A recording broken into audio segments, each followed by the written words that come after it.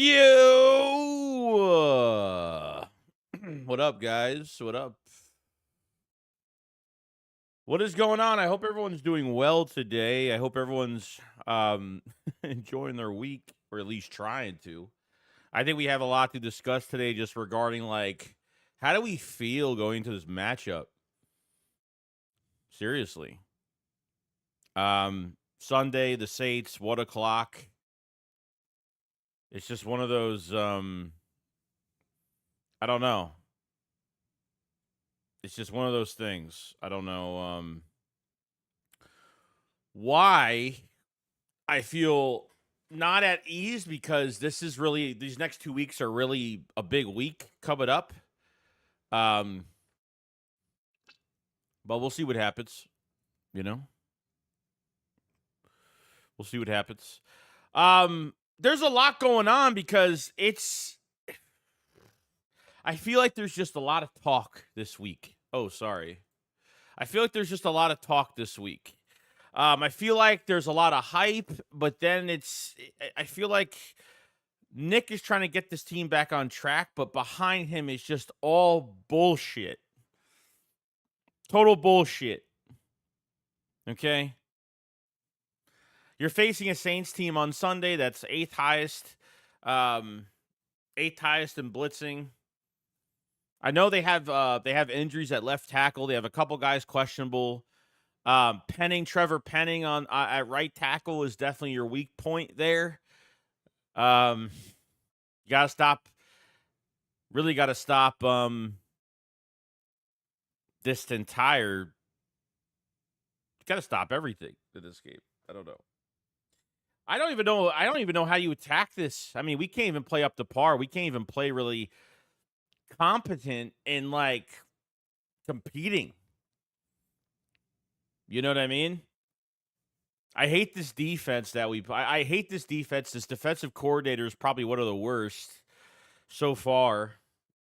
People have been giving me shit pretty much every single day that I just complain about everything. But what did I say, guys? I said going into this season, I wasn't going to take this shit lightly this season. Like, ugly wins, I don't care. Okay? Barely winning, I don't care. Like, I don't know.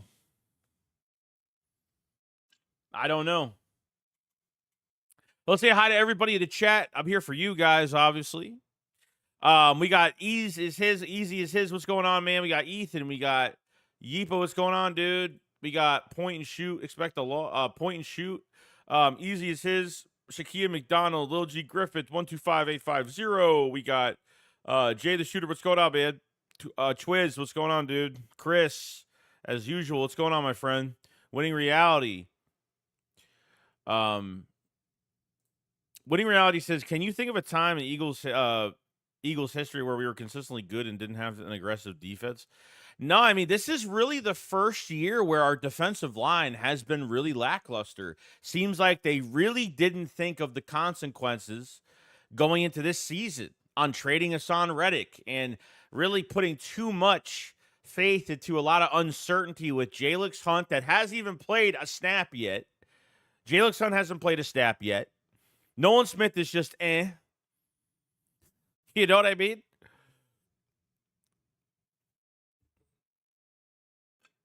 That's just what it is, dude. It's really bad. You know what pissed me off this week, guys? You know what really pissed me off? What's up, DB? What really pissed me off this week is, like, I hate, like, this is the biggest. This team and their players talk so much. Darius Slay had his podcast this week, really after the loss. He's like, "Oh, it's on me, Philly fans. It's on me." Like stop with these. You're like, you know what I mean? Like, why are these players doing this? Like, seriously, half of these guys are hyping shit up.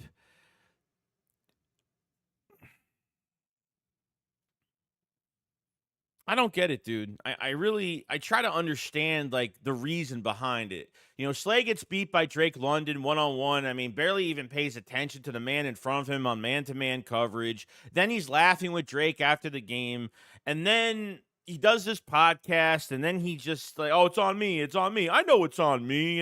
It's like, dude, like after what happened last year, Slay, after Seth Joyner, remember when Seth Joyner called out the cornerbacks last year that they weren't physical enough, and Slay had all these excuses of, oh, I'm at my old age and I don't tackle like that anymore. Oh, you almost went to the Ravens. You almost went to the Ravens, and then you came back, got more fucking money, sucked more money out of us. And remember Tampa Bay, the Tampa Bay playoff game last year? Remember that when Slay was like, oh, thank God we're not playing in Philadelphia. We're going to get booed. Remember all that? Come on now. There's video on that shit. Video on that shit too. I mean, this is where I am with the Eagles right now. I think they're not great right now. I think Fangio is playing these players out of position. Okay, and that's really, like, how you take care of the Eagles' defensive line is they're going to double Jalen Carter. They're going to double Jalen Carter, double Jordan Davis, and that's really it. Boom. We have no containment on the outside. Our edge rushers suck balls beyond repair. If you can't pass rush, you can't stop the run, and you can't pass rush, okay? Your linebackers are cooked. Your corners are cooked. Your safeties are cooked. It doesn't even matter. It doesn't even matter, period, at all. Okay? It doesn't hurt my feelings to say that this team is horrible because they are. They're really bad right now. But Nick, did you guys watch the unscripted episode this week of Nick Sirianni going into this week saying, oh, we need to be elite together? And like all this talk, dude, it's been like the most talkity-talk type team. You're going to make these players believe that they're going to win this week. This every single week, and then they lose, and then I'm telling you right now, like slowly but surely, they're going to lose this locker room this year. Does it really matter what the matchups are on Sunday? Really, be honest with you, does it really matter? Because these 2 weeks are so crucial before our bye week. They lose these 2 games, and then they go into that bye week, and you know what happens when the Eagles go on a bye week? They come back slow as shit. And that's what it is. I'm not stressing myself all week. The only time I get stressed out is when I'm on here. That's it. Other than that, I get off my computer, I live my life, and that's it. There is no point of stressing about this shit 24/7. That home opener was a fucking embarrassment. An embarrassment. Total embarrassed. Chris Kaufman, appreciate super chat, my friend. He says, if you're an active player, you shouldn't have a podcast this season. I totally believe that. Slay makes himself really stupid every fucking week, unfortunately. And it's as bad as it could get. I mean, did you hear Fangio at his press? Did you hear Fangio at the press conference that Bryce Huff is learning? Like, learning? Why are we taking players out of position? Seriously. It's like, why did they throw money at him? Why did they fucking sign him? I don't get it. Help me, help you, help me. Seriously. You know what I mean? CW Gearhead with the super chat. Thank you so much, my friend. He says, Chris Long said it best after the game with Jordan Jalen Carter getting doubled. How is no one on the edge winning a goddamn rush? Someone needs to win with a rush one-on-one. Yeah, and there's nobody. Josh Sweat is fighting for his life. The only good thing I take out of it, you're telling me that Thomas Booker and Moro Jomo are your fucking best DTs at your home opener? Like, really? Come on now. That is a bunch of bullshit. No pressure. I mean, look, this is 2 weeks, bro. Is this team like, this team is like barely better than the fucking Panthers at this point. I mean, really. Deshaun Jackson said a couple days ago, this team is mediocre. It's a good roster with a you know what I mean? Just a mediocre team with good players. I mean, that's what he said the other day. It kind of seems that way, sure. You know? Appreciate the super chat. Chris, I want to see if this is Kellen's offense so fire. Nick, please. Yeah, dude, it's so vanilla. It's so boring. They don't have that closer on defense. They just don't have that closer. Apparently, Hassan Reddick's getting traded between this week and next week. That's by Graziano from ESPN. That's what he said. So I don't know if he's getting moved or what's really going on, because at this point, Reddick's losing money every single week. So that $14.5 million he's getting this year is really going down the drain if he's already forfeited, like $3 million so far between really from OTAs to now. He's forfeited that much money from missing all these days. But I think Nick Sirianni is the biggest egotistical. I mean, what is with Cooper DeJean? He's coming along nicely. What's with the training wheels, bro? How long is this shit gonna take? Is Jalix Hunt gonna play? Cooper DeJean's barely even. You know what I mean? What is going on? Chauncey Gardner-Johnson has the foot injury. Probably is going to miss the game on Sunday. So you're probably going to move the best combination you're going to have at least is moving Avonte Maddox to safety. You're going to move Avonte Maddox to safety. You're going to put DeJean at nickel if he's okay to play. If he's caught up with the playbook. I mean, Jesus Christ! Enough is enough. Put the guy in the game already, full time. Enough's enough with it. I'm tired of it.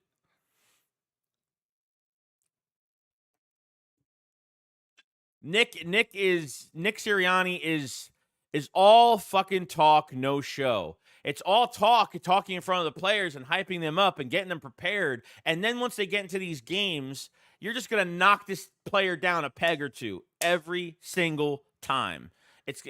And then you're gonna lose this locker room. I don't care if Nick's a nice guy. I'm tired of the players might like Nick as a person, but this is a business, guys. At the end of the day, this is what's got to happen. They got to win football games. So it is what it is. Yeah, so Marcus Blackman said, "What's up with Devin White? He's been straight ghost." So they've pretty much he was a healthy scratch. So he was fine to play last week. He was a healthy scratch. Fangio said that the Kobe Dean has beat out Devin White from start to finish of training camp, which I completely disagree with that. I think he just said that. If they want to increase this pass rush, okay, Devin White needs to go to middle linebacker. They need to get him in the game on Sunday. He needs to play every week. Zach Bond needs to go on the edge. Zach Bond was an edge rusher with the Saints, transitioned to an outside linebacker, okay?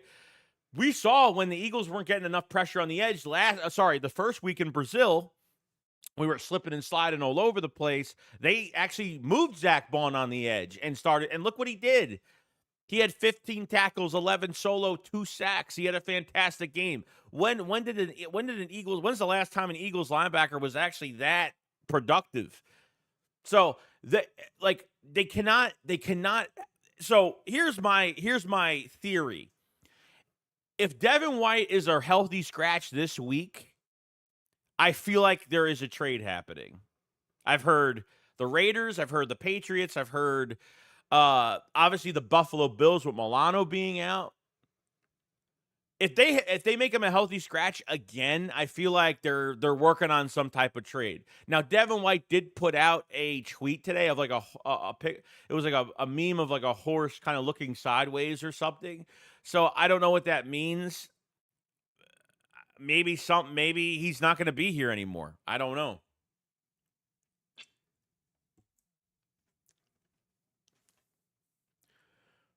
I don't know.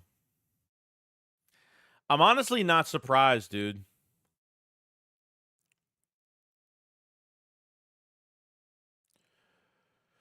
Beastguard 24, thank you for the super chat. Says teams in the NFL make shit look simple, but we can't. No, I swear to God, every game I've watched, I've never seen a team so complicated, and it seems like it's going to keep getting complicated. And that's just me.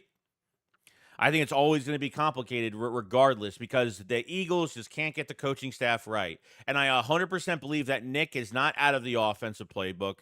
I mean, seriously, Britton Covey has more fucking targets than Jahan Dotson. Give me a damn break. Seriously. Like, let's be real here. You have a quarterback that literally cannot be patient in the pocket, doesn't climb the pocket. I saw a lot of plays. I didn't make a video on it, but I saw a lot of plays with Jalen Hurts missing those checkdowns. Checkdowns that I don't know. I don't know. Missing wide open checkdowns is just really being the most average at best QB at this point. Jalen Hurts has those clutch moments, but he needs the help. Okay? He had those 2 runs. He had those 2 really good runs for first outs. Okay, then he had that touchdown to Devontae Smith in the back of the end zone. But other than that, if he plays hero ball and you make him play hero ball with an empty back set, you're praying for disaster at this point. It's just the truth, man. I get ripped every single day. I get ripped. I get messages on DMs on Twitter. I've had death threats. Seriously, like, I'm almost numb to it since last year. I'm almost numb to it. Now there's people apologizing to me saying, "Oh, I'm really sorry I didn't believe you in this offense, and I thought things would turn around." And like I get it. Like I say, it's only we're only into week 3, so it's not like it's week 14 right now. But if they lose these next 2 games before a bye week, like, what am I supposed to say to that? Not playing above expectations? Come on now. Let's be realistic here. We got a super chat from CW Garrett. It says, I also want to point out bad when Bo Allen, a former rotation DT, is able to look at the tape and break down the bad technique from our defensive line. That's not good. Even Bo Allen wasn't even a fantastic player. He wasn't even a fantastic player in Philadelphia. You know what I mean? Wasn't a great player, but he had pressure at some times, but he wasn't the most athletic guy in the world. No, it's bad. Bryce Huff, dude, the guy was blocked by a tight end for 5 seconds, 4 to 6 seconds.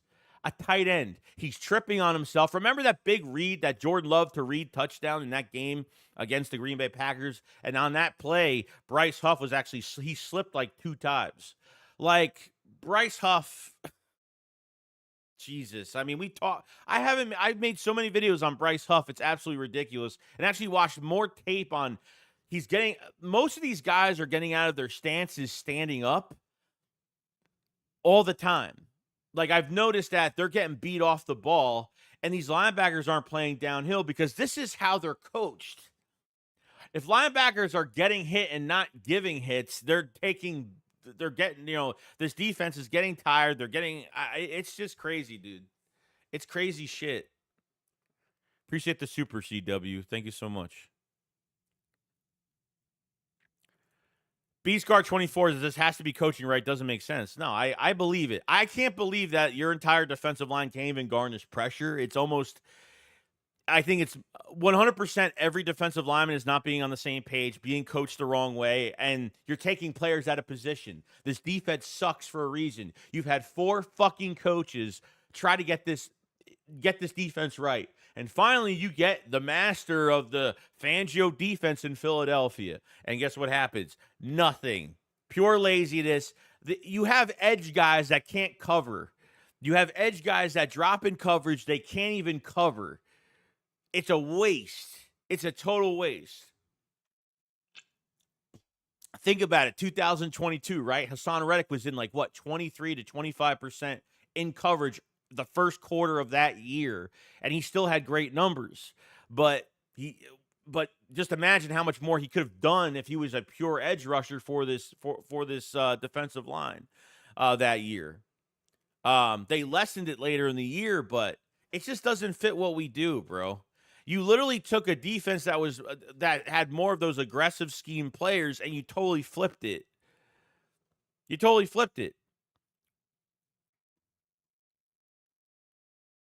That's where I'm at.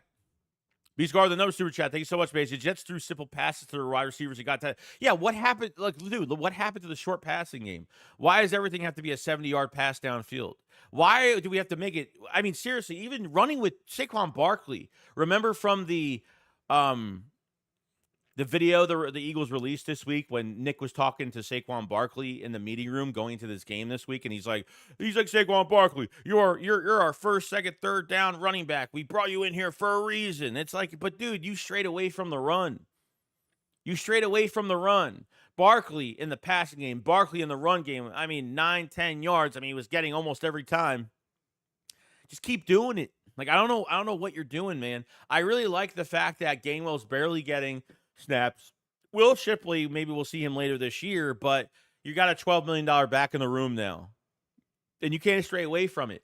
Don't make things like Saquon Barkley can fight for those yards. Remember what he did on that, I think it was a touchdown, the 2-point conversion where he stretched his arm out and still got inside. Like, that's what you get out of Saquon Barkley. And they're still running with Hurts, and they're still getting Hurts hit constantly. This man is not going to survive in Philadelphia healthy as a quarterback in his career. I'm sorry, but you're not going to survive as a quarterback. It's not going to happen. It's not going to happen. Philly Burst 215, I appreciate you, Joey, for calling it like it is. Bro, I'm always going to call it like it is. And people hate it, dude. I don't care if it gets me less views on videos. I don't care. None of that shit matters. Like, at the end of the day, like, I'm not going to lie to everybody and say that. Give it another week. Give it another week. I'm not doing that shit. You know? I'm not doing it. It's not happening.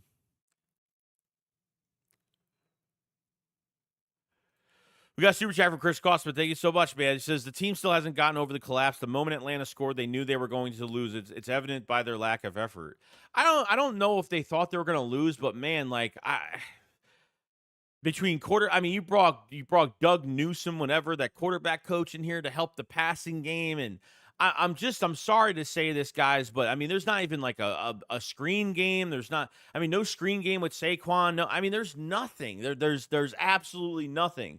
You're not Dallas Goedert. I mean, you're not even involving your tight ends. I mean, what is going on, dude? Like, seriously, another week of this shit. And I actually can't wait till they're on the fucking bye week. I honestly can't wait. It's almost to that point where I'm just salivating right now on getting to that week. Appreciate the super, man.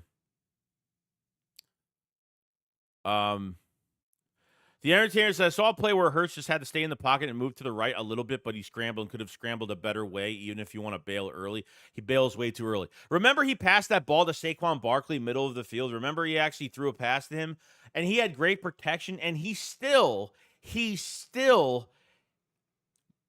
scrambled to his right when there was nobody even chasing him and there was nothing going on, and threw a pass across his body when he was. I mean, is this how he's coached, though? It seems like he's got no common sense. It seems like the coaches are like, if you don't see the first thing there, just fucking escape the pocket. I mean, that's really where I'm at. That's really where I'm at. It's really annoying. I'm getting people out of this chat that I know are going to spam the fucking chats.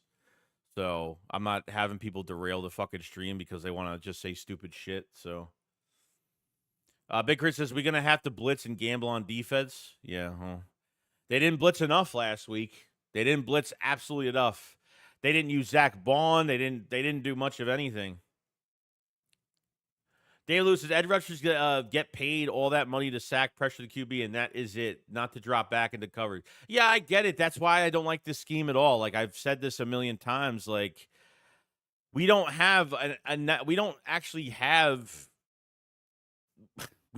necessary defensive end that gets pressure consistently.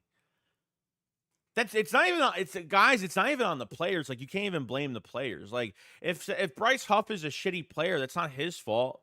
Like, if he gets paid, that's not his fault. If there's a team that's interested, he's not going to say no. Like, I mean, the Eagles signed a guy that was, $17 million a year, 43% of the snaps in a heavy rotation. And, like, you're telling me Fangio says the other day that Bryce Huff is still learning? Bro, like, there's no learning at that amount of money. There's no learning at that amount of money.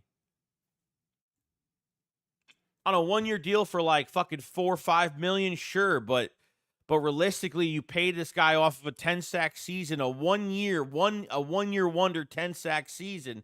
And trust me, I've seen Bryce Huff fucking pass rush it with the Jets, and he's fantastic. But how does he look this bad? How is that not transitioning into the transitioning into the Eagles defense? I mean, there's got to be something going on behind the scenes, like coaching-wise, coaching perspective. I don't know.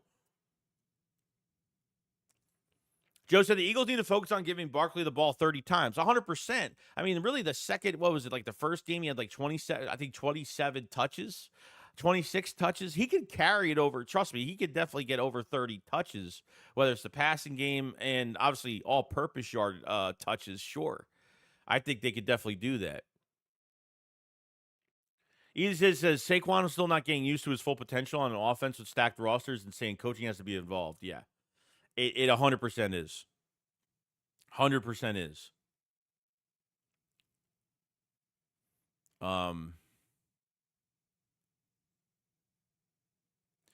ZYTX says, bro, it's just like how it is so hard to coach the best roster in the NFL. Honestly, like, it's like, what the fuck? I'm tired of this. I want to believe we are going to turn around and win. I know this team. I know it too. That's why I'm not giving this team a pass. How many ugly games are we going to win or lose this year? Are we going to have a dominating game offensively this season? Are we going to? I'm not really sure, to be honest. Philly Bird said we could have lost twice to the Skins last year. We could have lost the Pats last year. We could have lost to the Vikings last year at the Bills. And the Chiefs. Don't remember the Chiefs as well. Remember that wide open pass in the end zone and Mecole Hardman, I forgot his name, I think dropped the ball wide open. We got lucky last year, 100%. And we got lucky in that Green Bay game. That's just me because they dropped some wide open passes. Wide open passes. Guys were slipping all over the place. So the Eagles really could have been 0-2 right now. Really. They're lucky that they won that first game. But they actually they were good. There were some good sequences in that game, and there were some really bad sequences in that game on both sides. Carl said, Joey, who do you want to be head coach, Bill Belichick or Kellen Moore? Bill Belichick is never going to come here because he's a dictator. It's just him and Howie will clash nonstop. It makes absolutely no sense for Bill to come here. So that's my answer. Jordan says it's actually mind-blowing how his team is operated. It's actually so confusing. I don't even have an answer for it. No, I don't either. If the Eagles, AI Coconut Guy says, hey, Joey, what do you think should we do if we go 1-2? I'm telling you right now, dude, if the Eagles lose the next 2 games, if they split, I'm still going to be pissed. But if they lose the next 2 games, because these are 2 tough, gritty teams in the Saints with a really good play caller behind them, okay? And Tampa Bay is a good team. Baker Mayfield is killing it right now. That defense, it's Todd Bowles, man. Todd Bowles knows how to beat Jalen Hurts. We saw it last year twice. Sorry, we won against them last year earlier in the season. But that playoff game, you saw what happened. Cover zero blitz the entire time.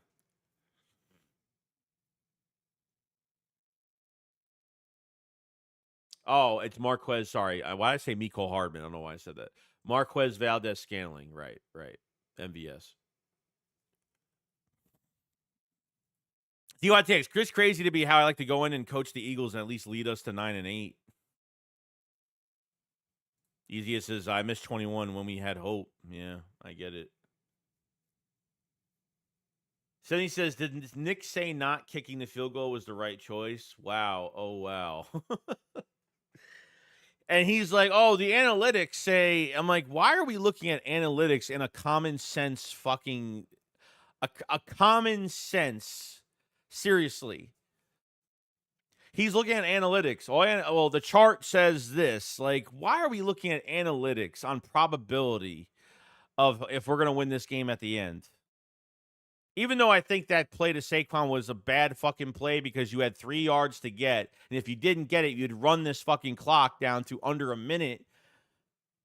You'd run it under a minute, and then a minute 40-something, you pass the ball, it's incomplete, and you gave them all that time. You just gave them all that time.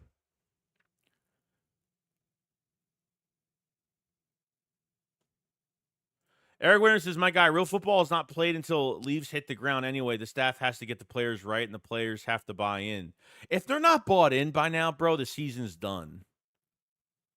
So what happened last year when the leaves fell? By the time the leaves fell, we were what? We were still 10 we got to 10-1, right?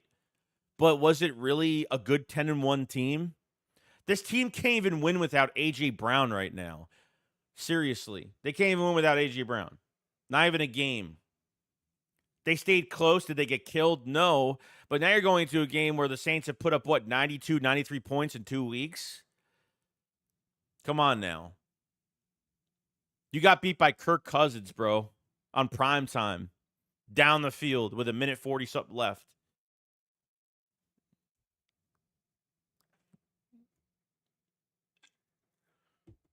Chris says, when A.J. Brown is healthy, we score 35 a game. The defense will get together. We will win the next 2. I hope so, Chris. I hope so. But I'm telling you right now,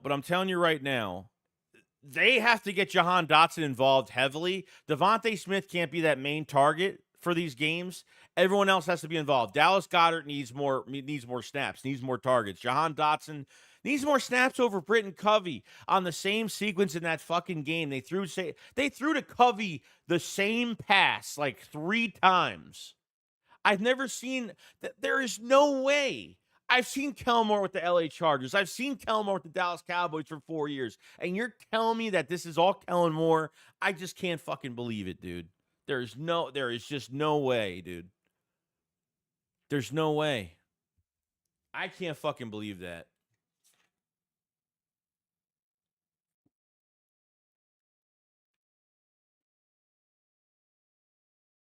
Unreal, dude. Even though if we lose 2 games, they ain't firing Nick. So what do you do? You just go through this season, not make any changes? What is Nick doing though? Nick is the front man poster boy of Eagles therapy, of making this team better every single week, right? He talks to the players he talks to the players and literally tells them, hey, this is what we're going to do. And we're this and we're that and we're unstoppable. And we have to beat again. Oh, you want to hear something? Here's some fucking shit that you need. Like seriously, this is a joke, okay? This is a friggin' joke.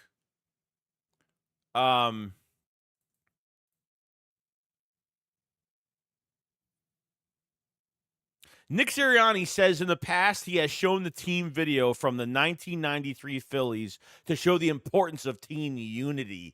It's so corny, dude.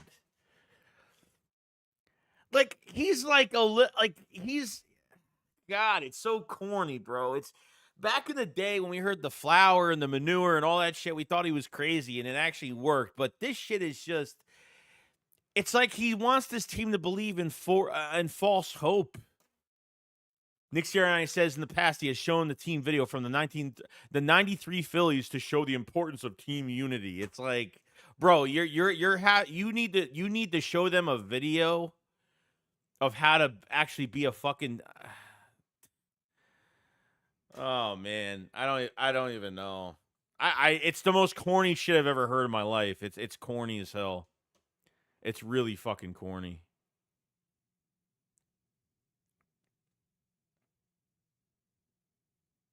Yeah, Paris didn't do nothing. We brought up Paris Campbell. What did he do? No targets. Not one.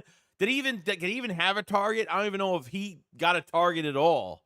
Britton Covey has more snaps than more targets than Jahan Dotson. Jahan Dotson had 1 catch, 1 target, and Dallas Goedert was just nowhere to be found in this game.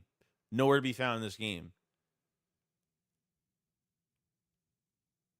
I'm not shitting on the 93 Phillies, whatever. I don't know what happened in 93 with the Phillies, so you couldn't even ask me that. Not shitting on that. I'm shitting on the fact that he actually has to show his players what team unity looks like. It's so pathetic. It's ridiculous. Chris says Goddard and Dotson will be involved a lot more. All right, I'm waiting. Bridge says, Joey, did you watch Greg Costle's take on the Inside the Birds about Hurts leaving the pocket? I have not watched it. I heard people talking about it. I got to watch it.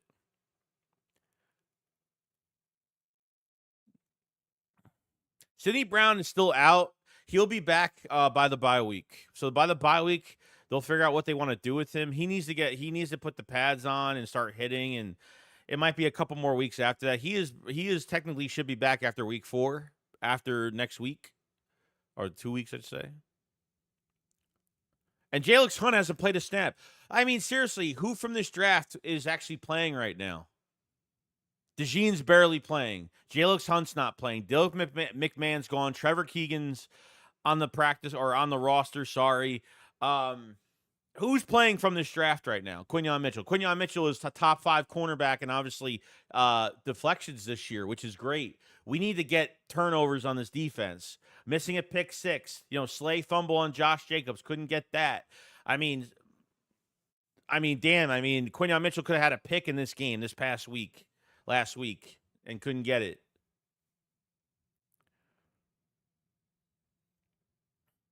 Money make no friends. Honestly, I forgot about Paris. But throw him in there too. Shoot it till AJ gets back. They did. They had him on the field last week. They literally didn't. I'm not even kidding, dude. I don't think they passed the ball to him one time. I'm not sure if they did. I don't think they did. We got CW Gear with the super chat. Thank you so much, man. Sounds like Sirianni didn't watch Tropic Thunder. Didn't take Robert Downey Jr.'s advice. Sirianni went full retard. Yeah, look, that's actually fucking hilarious. Oh man, it's all talk, bro. Every week is all talk. It's all talk, dude. Man. Crazy shit. Batman Pikachu with the super chat. Appreciate the super chat, man. It says, if we don't fire Nick, I say we protest. I'm going to be already on that train regardless. If they lose the next 2 games, I'm done. I'm done with him. It's over. What a wait. This will be such. Just imagine, guys, of a much wasted year with the talent that we have. Much wasted year. How he made some bad decisions, especially with Hassan Reddick. And a bad decision keeping this defense around, which is Nick Sirianni's fault the last 4 years.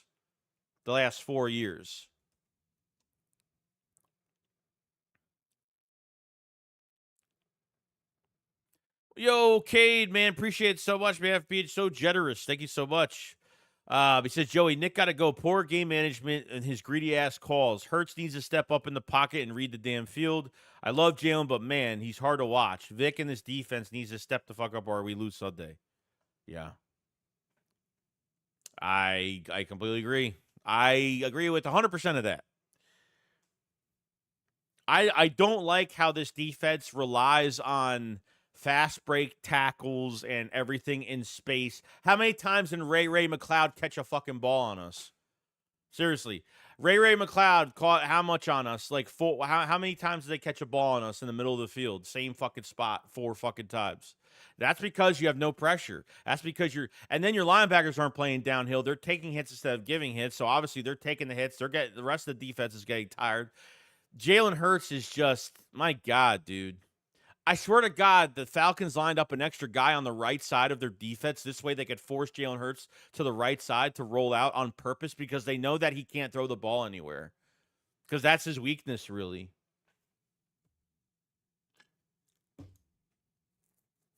And then you see the news about Kelsey taking on a lot of the responsibility, and Jalen Hurts wasn't really making a lot of some of the calls, and Kelsey took so much of it, and the read option keepers, and God, dude, it's just so ugly, so last year, so vanilla, so dry, so no normal running back screen game, no short intermediate passes. I liked what they did in Green. I liked what they did in Brazil because they actually threw some short passes, the short passing game, which turns into big plays. That's what Kellen Moore's about. But, man, everything's got to be like an extension to a big play every single time.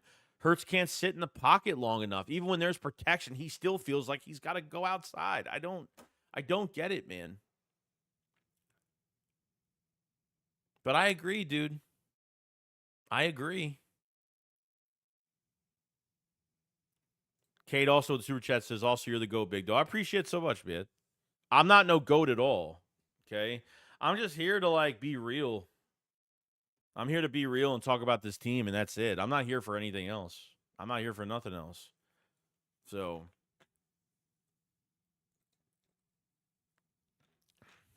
this isn't a competition on this platform to see who's right. It's just having passion and, like, I feel like if you're not being truthful and honest about this team by now, and honestly, this is a literal continuance of last year. Like, it's like the Eagles picked up where they left off last season, and Nick Sirianni's name is all over it. He created this whole entire thing. This whole entire thing. Simple as that.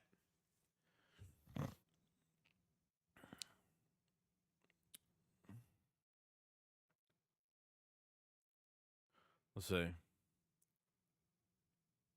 Never thought I'd miss Jim Schwartz. That's true, bro.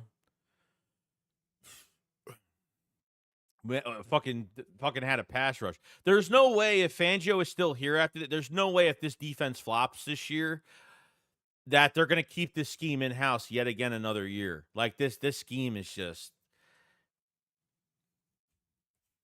Fangio against the pass was bad last year. He was good in pressures, which he's not getting right now. He was top 10 in quarterback hits. He was third overall in pressures from his defensive line, and that surely isn't fucking happening. I think we know that shit with a passion.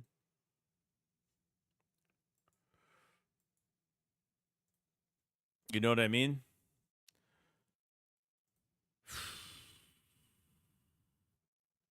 Bad, dude. It's bad news. Philly Bird said he cuts off 85% of the field by rolling to his right. Oh, yeah, dude, because you limit yourself. And he's just relying on all his playmakers to just run in any direction possible and try to catch the ball. And it just doesn't work that way because teams know it's going to happen. Beastguard said, Joe, you talked about the organization not doing a good job of developing players. We have a lot of top picks looking like busts right now. Damn. It's I feel like they've seen flashes. I feel like the DTs I actually do like. Like, I like Thomas Booker and Moro Jomo on the back end there, like the back end of that depth. Like, I feel like there are players that are significantly playing better, but as a joint group, it's not good. It's not good, dude.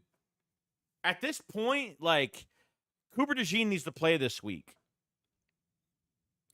None of this, he's coming along nicely. Like, what the fuck is that, dude? When's the last time we gave out a really bad contract? Carson Wentz, Alshon Jeffrey, Malik Jackson. I mean, it's been a while since the Eagles really gave out a really bad contract. And obviously there was really nobody else interested. There might have been interest for Bryce Huff from other teams, but I don't think there were teams paying him that wanting to pay him that much money.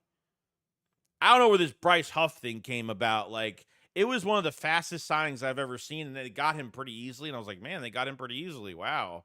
Great. You watch the highlights, you're like, man, guy could pass rush. Great. Obviously, teams knew about what teams were not going to give him that much.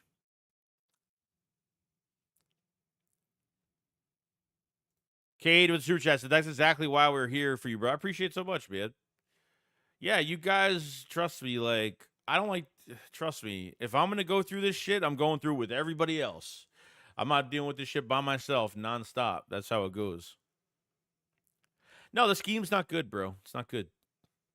It's not good. Like, I don't like the one thing I hate about this scheme is I can't stand that you're in zone. I mean, I can't stand that your corners are fucking 8 to 10 yards off the ball. I can't stand that your edge rushers are in coverage. I don't think.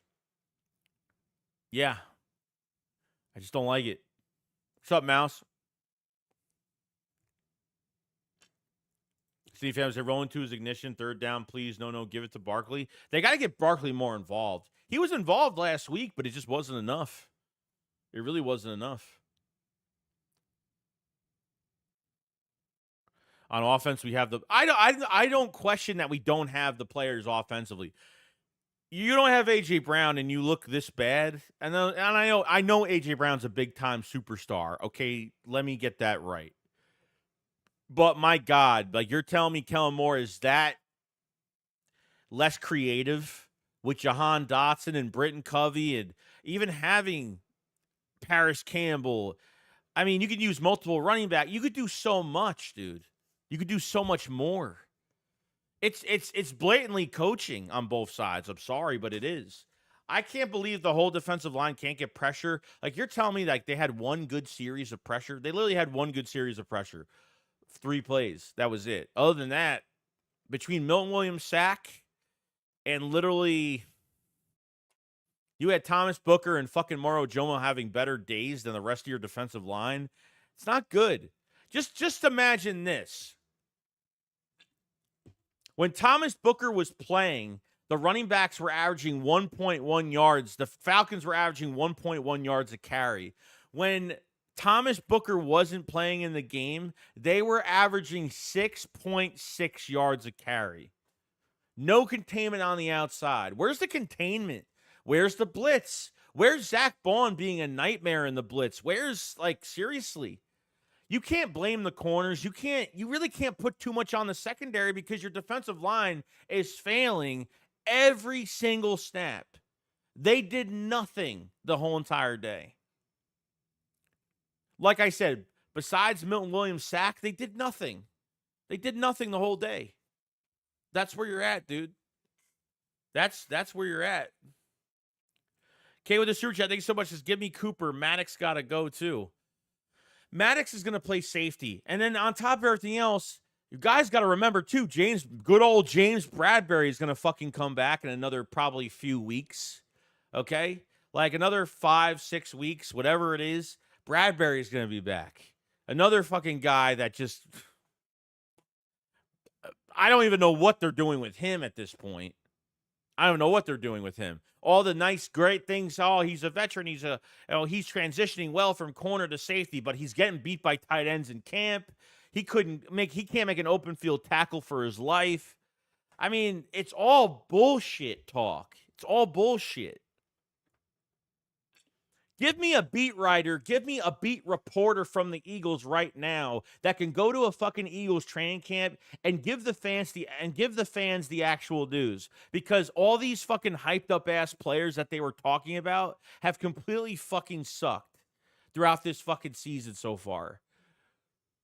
I'm sorry, but we thought, maybe they look a little slow because they haven't really played in training camp. They had one joint practice in a controlled environment. Controlled. Not a real game, not a preseason game. One joint practice, one walkthrough in a joint practice, and not even one snap in fucking preseason. This offense got nothing.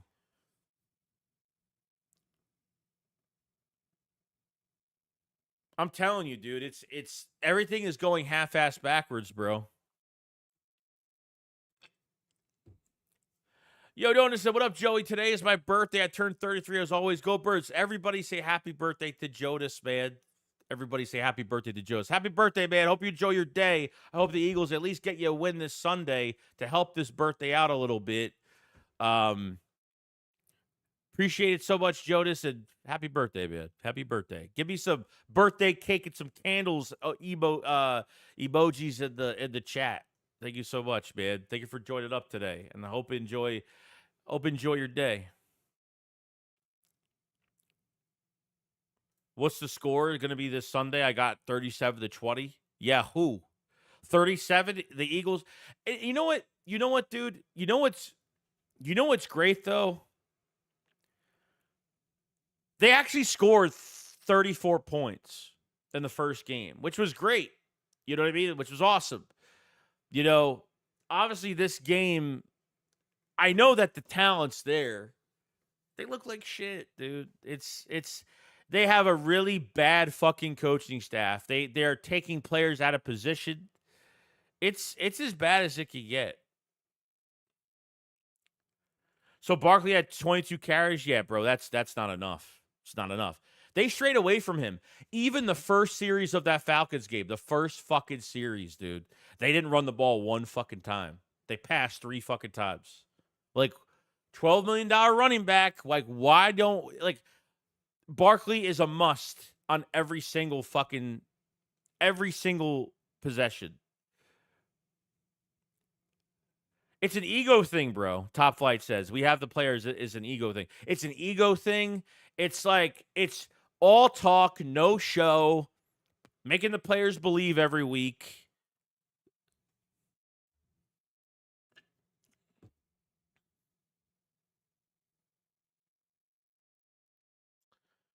Someone said that we're trying to fund the scheme as a 4-3 when it should be a 3-4, something like that. I don't even know what the fuck that even means. They're trying to fund the scheme? I don't get what that means.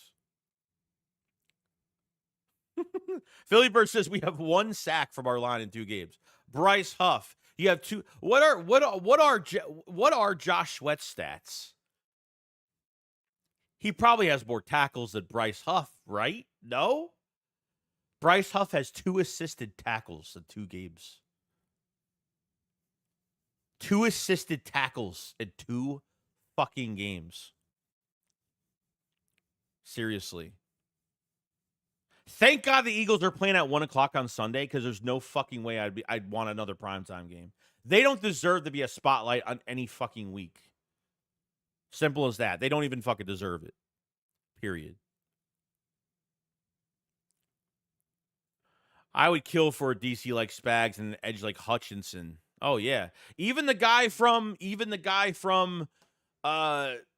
the Bengals, Trenderson, whatever his name is. I love that guy. I would love to trade for that guy. But guys, realistically, trading for a player or signing a player, does it really make a difference? If you're getting nothing out of your line right now, we're acting as if we're not getting enough sacks every game. Like we got like 3 sacks. I feel like we need more production. Like, you honestly think that signing another player, whether you trade for Reddick or, if you do that, and whether you sign Yannick Ngakoue or you trade for something like that,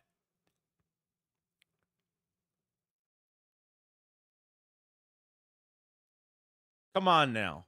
And by the way, Kirk, I did talk shit about Hurts the last fucking week. Okay? He is not playing up to par. Simple as that. It's everything involved. It's not just him, though. It's everything. It's a continuance of last season. Simple as that. Chat, did I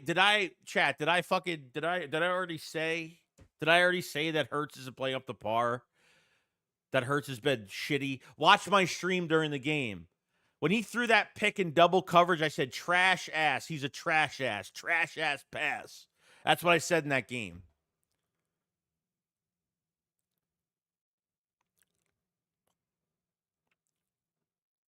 I get it, dude. I get it, man. Everything's driving me crazy. The way they're signing players, the way they're trying to produce these players, taking them out of position defensively and offensively. There's no excuse. A.J. Brown or not, there's no fucking excuse. Your quarterback's getting hit way too much. The read option keepers, the fucking QB draws have got to stop. Once in a while, sure, but man, you're trying to put the game on his shoulders so much. Hero ball comes, and then he makes the biggest fucking mistakes. I'm tired of it, dude. Tired of it. Fucking tired of it, dude.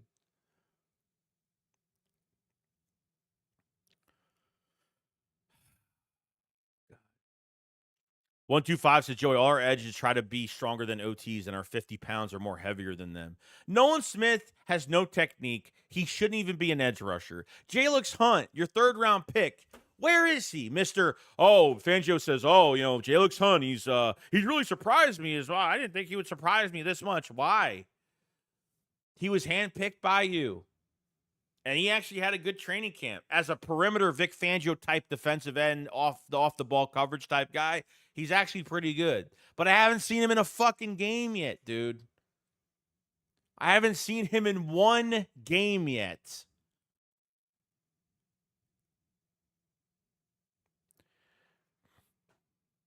Quinyon Mitchell is the only player from this past draft that's playing right now. Hopefully that changes Sunday. Cooper DeJean coming into the mix. Hopefully.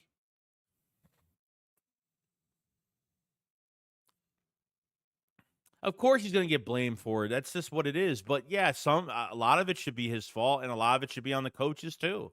It's not just him, dude. Like, how do you as a quarterback, how do you sit in the pocket that less? Like, how do you roll out so fucking fast? Like, I feel like he is being told, and this is just me, I feel like he is being told is if the first read isn't there, roll out. Because there's no creativity to this offense. That's the name of the game with Jalen Hurts.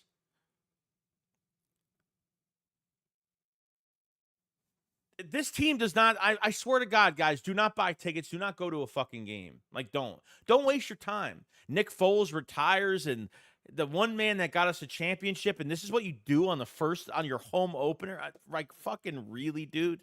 This is what you showcase?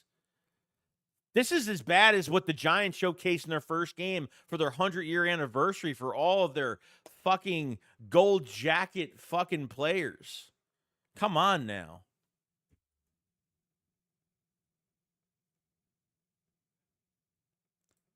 Sydney family with a super chat. Thank you so much, man. Are there any D-line players? It doesn't matter who's out there. If you're getting no production out of your whole defensive line right now behind bad coaching, then seriously, like, what? There's no point in getting anybody. Nobody's a luxury coming to Philadelphia. Don't come to Philadelphia unless they're going to pay you unless they pay you and you just want to waste your fucking year with the team and just get paid. Other than that, there is no reason to come to Philadelphia right now.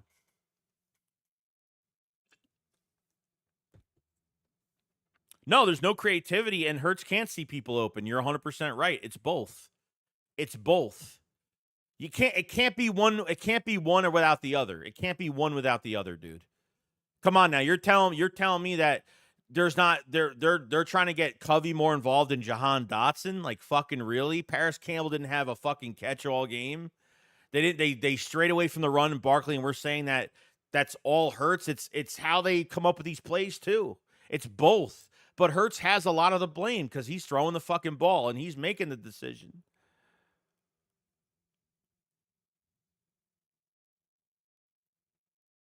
It's not good, bro. Eric says Vic Fangio and his scheme got to go. Is trash. Why is Josh Sweat labeled as a linebacker? Why is old ass BG drop you at the cover? Why isn't Devin White playing like Milton Williams is better than David? Yeah, I'm telling you, Fangio has literally taking the strengths out of every player and has turned everything into a fucking weakness. And he's forcing it every week. He's forcing this fucking shit every week. It's going to be an ugly game. And then on top of everything else, your defense is failing, so there's more pressure on your fucking offense that's still not fucking playing well either. That's how it's going, bro. Yeah, Hurts barely takes the Rico March says Hurts barely takes the check down. I totally agree with that. I saw a lot of video. People were making videos on Twitter today. They were going over a lot of tape, and Hurts miss it. Hurts not even checking the ball down. Why does everything have to be a big fucking play every single time? He doesn't look that fast anymore. I don't know what's going on with his speed. He's just not. He's trying not to. I don't know what he's doing. I don't even have the answers, dude. I'm as confused as everybody else here. Tracy says if Hurts stays in the pocket on tape, guys get wide open. He needs to stop rolling out, especially with no pressure. Yeah, you're literally cutting your field. You're literally cutting the field down by more than half to one side. And all you're going to do is see multiple. All you're going to do is see multiple guys because he ain't going to throw it across his chest. What happened the last time he threw it across his chest in the end zone? Oh, it got picked off. Whether A.J. Brown slipped or not, the ball moves differently when you throw across your body, scrambling to your right, the opposite side of the field. That's what's going to happen.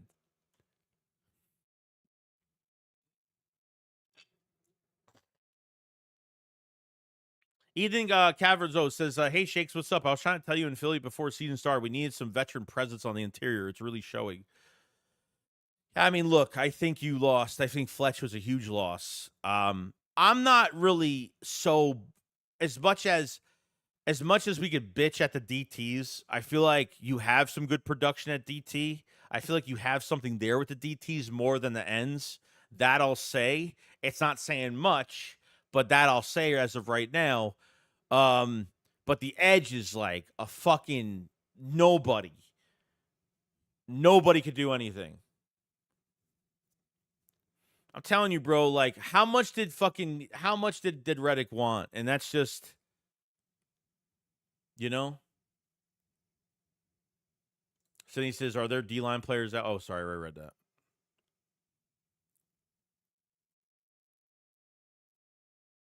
So he says, at this time, D. White fail, Huff fail, Smith fail. Oh, who? Devontae Smith? No, he's been fine. Devontae Smith is doing whatever he fucking can when he's the only weapon out there, on top of this bad play calling and bad fucking quarterback play. Devontae Smith has been clutch. Okay? The Jesse Bates deflection was a good play by Jesse Bates. I can't put that on Smith. It was, it was a good play made by Jesse Bates. He dropped it. He got in his hands and it got deflected immediately. It is what it is. He had no time to bring the ball into his chest to go inside the end zone. I think Devontae Smith has been fucking fine, to be honest with you. You mean Nolan Smith? Yeah, Nolan Smith's been horrible. Nolan Smith's been fucking horrible. CW gave us super chat. Thank you so much, man. So Eagles, I swear this year gonna force me to admit that to my dad that the Lions hired the better head coach. At least, here's the thing, dude. At least with the Lions head coach, he doesn't touch the fucking playbook. He's a hands-off type of coach. Hands off. And he's not ego. I mean, he might have an ego. I think every guy does. But I don't think it's that bad. Like Nick is like, it's like a fucking drug to him. Like, he's got to be involved in every fucking thing. He's got to be involved in everything.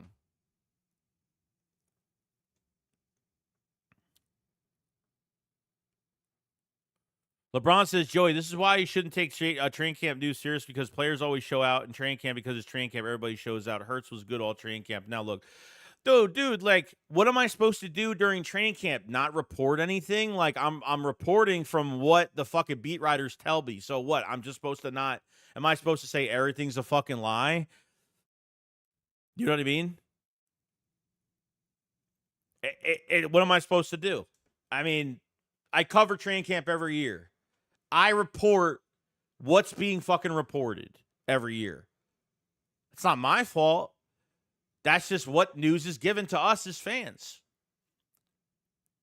So, yeah, over 200 something passes in training camp, and they looked god awful since the first game. So, I get it. 100%. But I cover it. There's nothing else to be said about that. Nothing to be said about it. I was about to say something and I totally forgot what it was. Logan says, Joe, do you think the Saints will blow us out on this Sunday? Potentially they could. I'm not going to lie, guys. This team's put up 93 points in 2 weeks. I mean, potentially, if they're putting over 40 on the Cowboys, they can put 60 on us. Simple as that. Simple as that. I don't know. They really have to stop the run.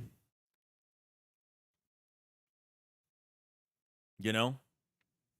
They got really good coaching behind Derek Carr right now. Fantastic. They blitz a lot. They're the 8th most team in blitzing.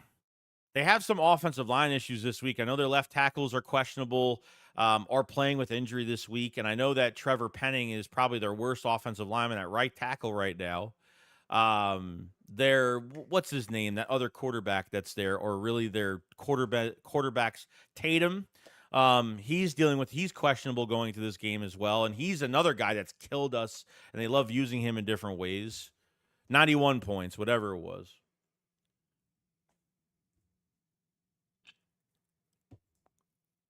Bang Bang Burger Gang says both Saquon and Smitty are the only players showing up both games. Yeah, I believe it.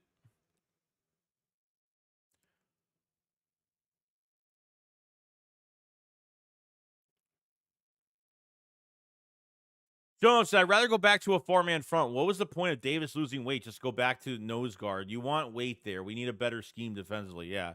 That I don't get. I don't know necessarily if he lost weight, but maybe he kept the same weight, but replaced. I think he ended up getting more leaner, really. Taysom Hill, yes. Taysom Hill is questionable for the game. Apparently, that's what I read today. So.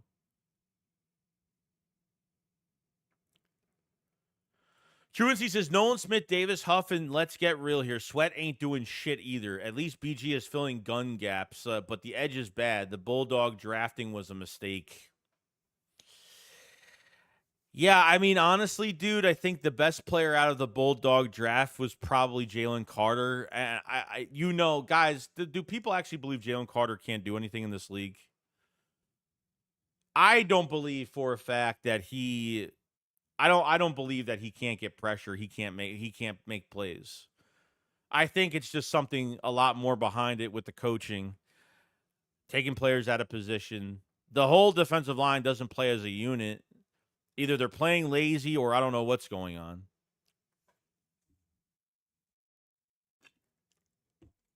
But it's not good. I'd say Nolan Smith is fucking closer to a bust than anybody. I think Nakobe Dean has been doing a lot more. Nakobe Dean and Jalen Carter have done a lot more than Nolan Smith. Nolan Smith has been the fucking worst. I'd put Zach Bond on the edge immediately. I'd put Devin White at middle linebacker, get Nakobe Dean and Devin White, and I would honestly put Zach Bond on the edge since he's played the edge before. And the Eagles did that with him in the Brazil game. They put him on the edge in the Brazil game, and look what he did. He was a fucking nightmare.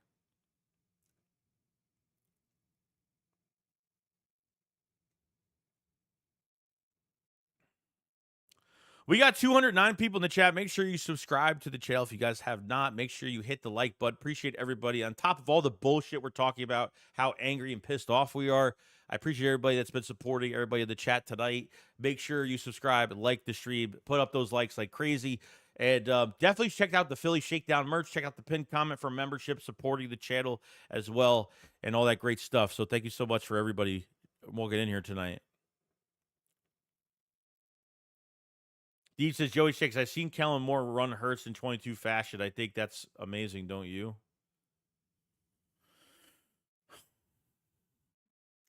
Not that shouldn't. If you have no passing game, and then trust me, here's another thing.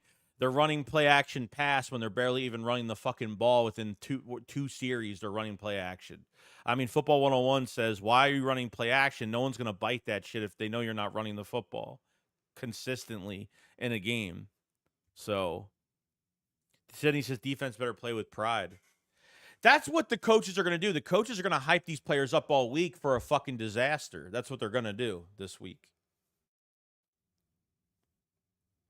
Nick talks about unity and all this bullshit, et cetera, et cetera. And then they get into a game, they lose, and then he goes back to doing the same shit. And then sooner or later, everybody in that fucking meeting room, everybody in that fucking film room, in that meeting room is just going to totally just give up on this guy. It's only a matter of time until they say, Nick's a nice guy, but as a head coach, no fucking thanks. Too involved.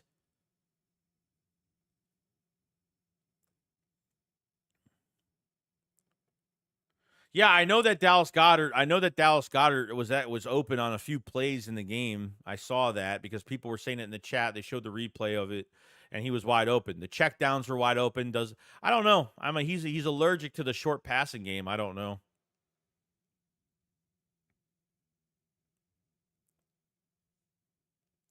Bang Bang Burger said we need to put back Bond on the edge and put White at linebacker or vice versa. Yeah. That's my plan. If you want a better pass rush, I know Zach Bond will probably be the best guy to do it. He's done it before. He was an edge rusher before he became an outside linebacker with the Saints. And he did it in the first game of the season in Brazil. And look what he did.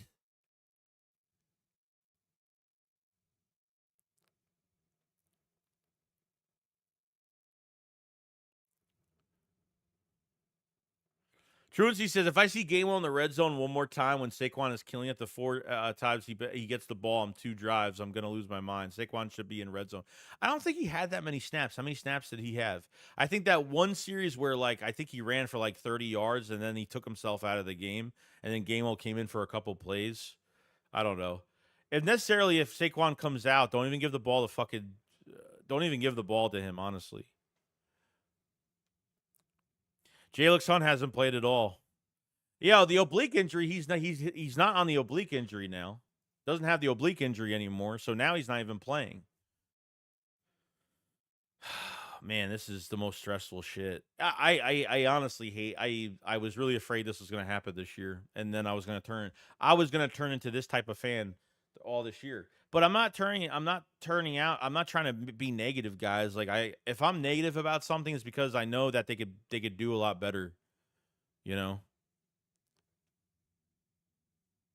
that's just the truth.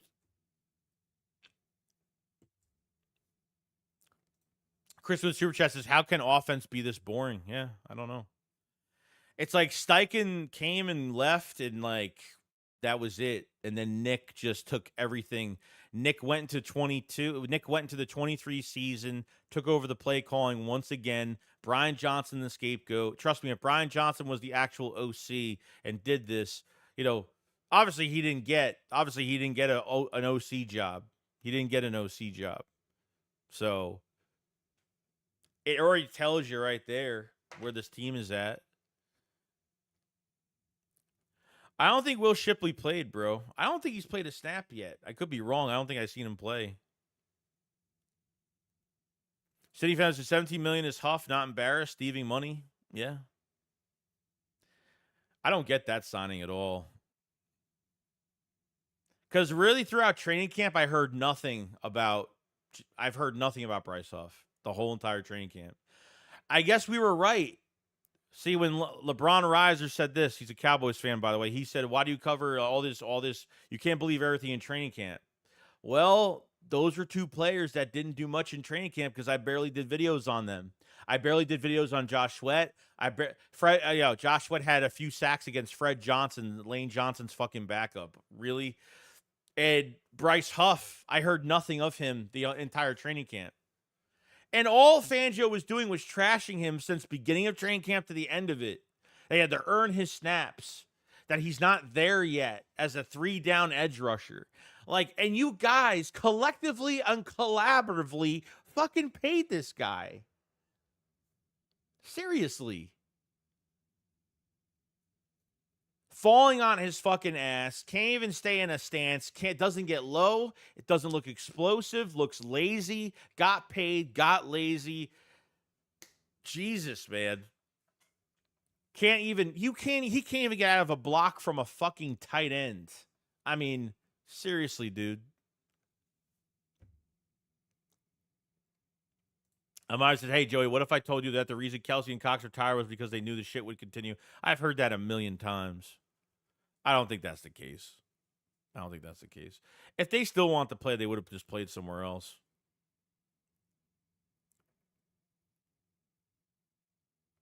Hallie Howard says Howie needs to have a sit down with Sirianni and Fangio. This is pathetic. Yeah, it's bad, dude. This scheme has got to go bye-bye. This head coach has got to go bye-bye. I don't know. To me, guys, I've had enough of Sirianni. I'm just dealing with it because I honestly have no. I'm just dealing with it because I honestly just have no. I have no choice. You don't fire a coach within the first 3 weeks. No, but it's getting pretty bad. It's getting pretty bad out there. Sean says Goddard was wide open all game in the red zone. I don't understand why Goddard isn't the first look in red zone. That's an easy 6 pretty much against for everyone. Yeah. You start missing guys wide open. It's just going to look even worse. You literally cancel out. I mean, once Jalen Hurts rolls out, immediately it cancels out what the play is. Are you making plays for a rollout? I mean, seriously, it wouldn't shock me. It wouldn't shock me if he rolls, if there's actual design plays for rollouts. It would be the dumbest thing I ever heard of my life.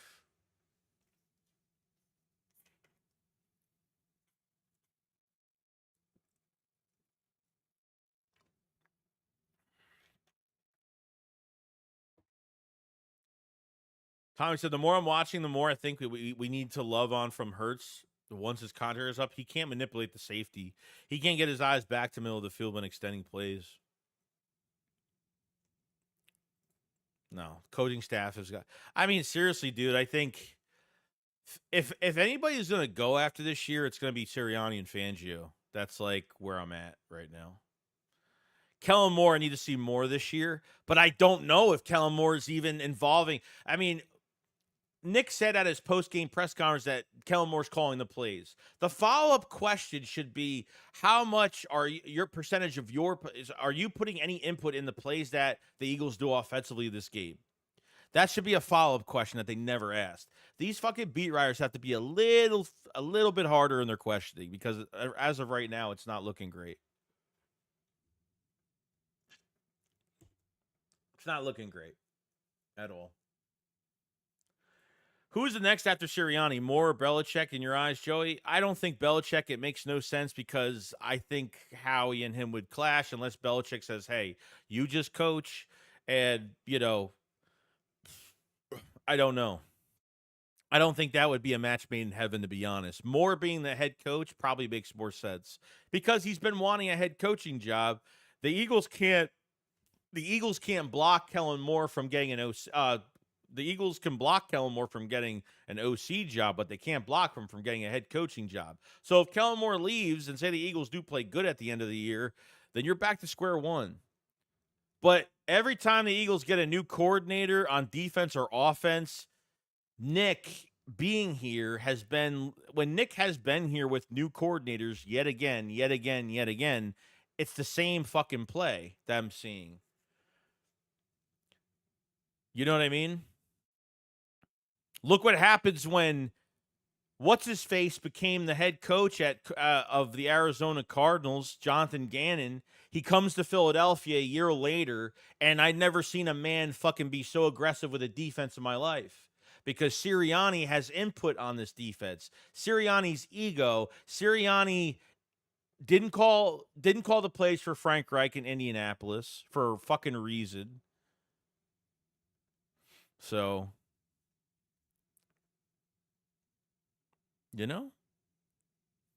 I think it's been Nick 100% the whole time. You change this many coordinators and it still looks the same. It's obviously, I'm sorry, but Nick is too involved.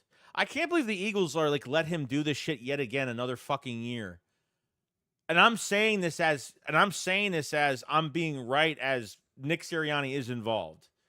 They should be fucking ashamed of themselves as a franchise. Howie Roseman does so much work to put this roster in the best place possible, yet he didn't really make some great moves that we were afraid that was going to happen actually did happen when it comes to Hassan Reddick trade, signing Bryce Huff, and your defensive line being this is the first year where the trenches actually look the worst I've ever seen it in a lot of years. This is the worst. And to not fire Nick was probably the biggest fucking mistake they made because this is horrible. This is beyond fucking horrible. Nick, yet again, the front office, yet again, letting Nick do what he wants. I honestly thought they learned their fucking lesson last year, but it looks like they didn't learn their lesson at all. And that's kind of where I'm at. Belichick is a great situational coach and plays the percentages, but yes. But, at the end of the day, Belichick is not a long-term coach. How many years are you going to have him here for? I mean, how old is he? What do you expect him to do? Unless you bring him in for a quick Super Bowl, I don't know.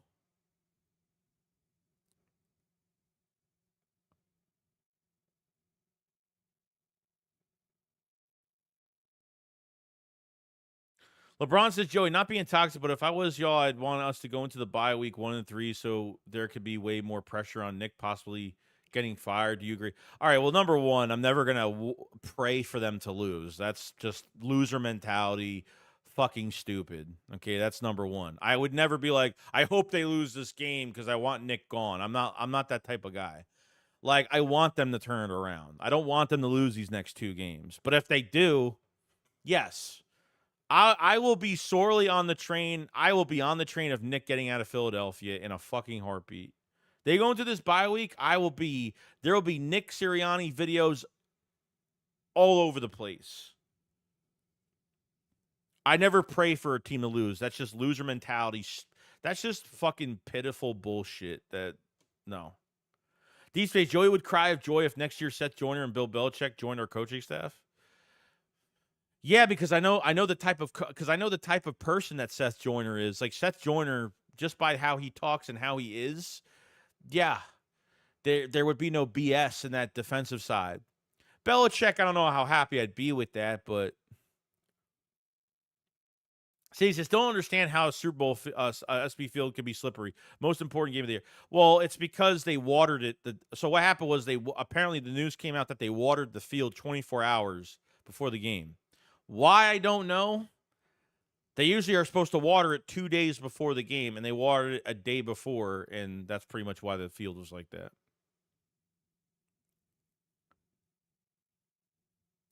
Ravi Akbis is now allowed down and replay a watch. The Eagles actually played a great game. All said, we need to stop complaining and whining. It's week 2, y'all. What?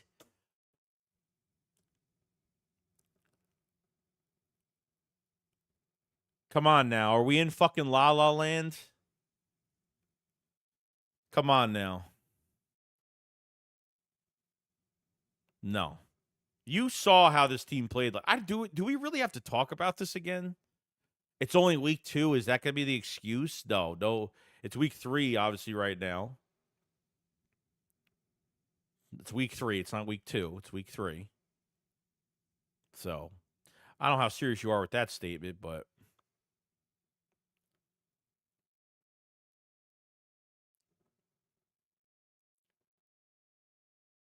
hold on. Jeremy says, in the offseason, I was saying Fangios D is awful and Hurts isn't good, but everyone attacked me. I also said we lose to the Falcons simply because our weak points are that strong. Saints 70 burger. I hope not, bro. I'm sorry you got attacked, dude, but that's just how the world is today. Like, there are people that thought this offense was going to go off the fucking chain. I thought they would have at least, but that first game was going to show me a lot. Then I said, you know what? The field was kind of fucked up. There was both teams had penalties. Both teams didn't really play well up to par. So let's get into this Falcons game and see what happens. And it looked worse. It looked absolutely worse. Clay says, if Nick gets fired, all these young guys get great, and there would be no issue here. Because they're all yes man. Kellen Moore is a yes man Kellen Moore and Vic Fangio are yes men to Nick Sirianni. This is Nick. I'm telling you, bro.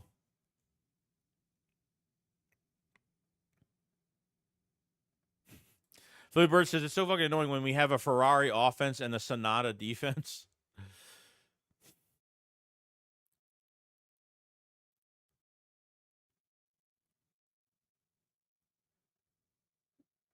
Reggie says, if Hurts cannot play versus the Bucks because he got banged up versus the Saints and Tanner or Kenny run the offense better than that, probably not. I mean, you'll actually have more of a passing offense from the pocket because they can't run for their fucking life. So it'll probably look way different. Will it be more successful? That's the question. Hurts has 4 picks in 2 games.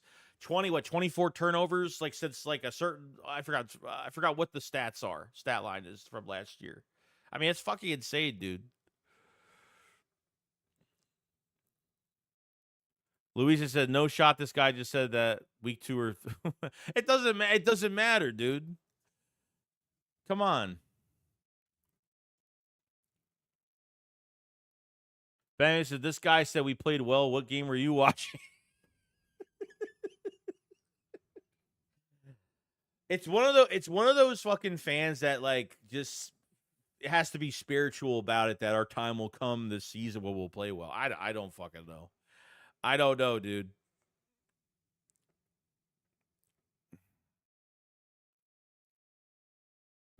Vladimir Putin for head coach. We need discipline. I mean, Jalen Carter missing a practice. Like, what the fuck is that, dude? Like, what is that? What is this whole thing with Jalen Carter missing a practice? Missing being late to a meeting. Like, why is he doing that? What's going on with him doing that? That's like a really bad sign, dude. Like, for some weird reason, I feel like that's a bigger bad sign than I've ever seen. Tommy says, our coaching is terrible right now, and D-line is non-existent. With that said, Hurts should be able to step up and carry his team like Josh Allen does, but it's showing Jalen needs talent in order to succeed. Well, that's perfectly true, and that's perfectly fine, but let him use the talent around him. Make the play calling more interesting and more simple for your quarterback when it comes to running with Saquon Barkley, and stop being cute with specific plays when Hurts is running with the football in his hands. The short passing game, completely gone. You're missing Dallas Goedert. You're missing the check down. You're rolling out way too early because I feel like he is coached to do that. I feel like the coaches are saying, hey, if your first read isn't there, roll out immediately. And as soon as you roll out, half that play is done. Half that field is gone. And you're literally depending on, you just want your receivers to just scramble for the ball every single time. It's ridiculous, dude. Could they beat I wish they played the Carolina Panthers this week, honestly. I wish they fucking did. That would be interesting. Andy Dalton and the fucking Carolina Panthers. I would love to see that game. Just to see how bad they are. Don't worry, we'll face the New York Giants. Trust me, don't worry. We'll face some other teams this season that are really, really, really. Jeffrey Lurie is going to put his foot down sooner or later. I'm very upset over how this front office is allowing Nick to have all this control and to still receive all the puppetry that he needs to control. It's fucking ridiculous, dude. Ridiculous. We got a super chat from Notorious UCG. Appreciate it so much, man. So I feel like Howie won't let this roster stay how it is right now, especially at the D-line position. Jeffrey Simmons, I think, would have loved to get out of Tennessee. They just signed it. Didn't they just sign? They just signed Jeffrey Simmons to a big deal, bro. I don't think that's going to happen. I thought Jeffrey Simmons just got a big deal this past offseason, didn't he? But at the end of the day, dude, like, you trade for players by the trade deadline to add luxury for your football team. You're not adding a luxury player. Like, even if they do, is it really going to make a difference? One player is going to make a difference. If everyone else is failing and that whole defensive line is not doing anything, your edge rushers can't contain, they can't pass rush, and they're all shitty in fucking pass coverage. You know what I mean? I appreciate the super chat. I think Jeffrey Simmons got paid already.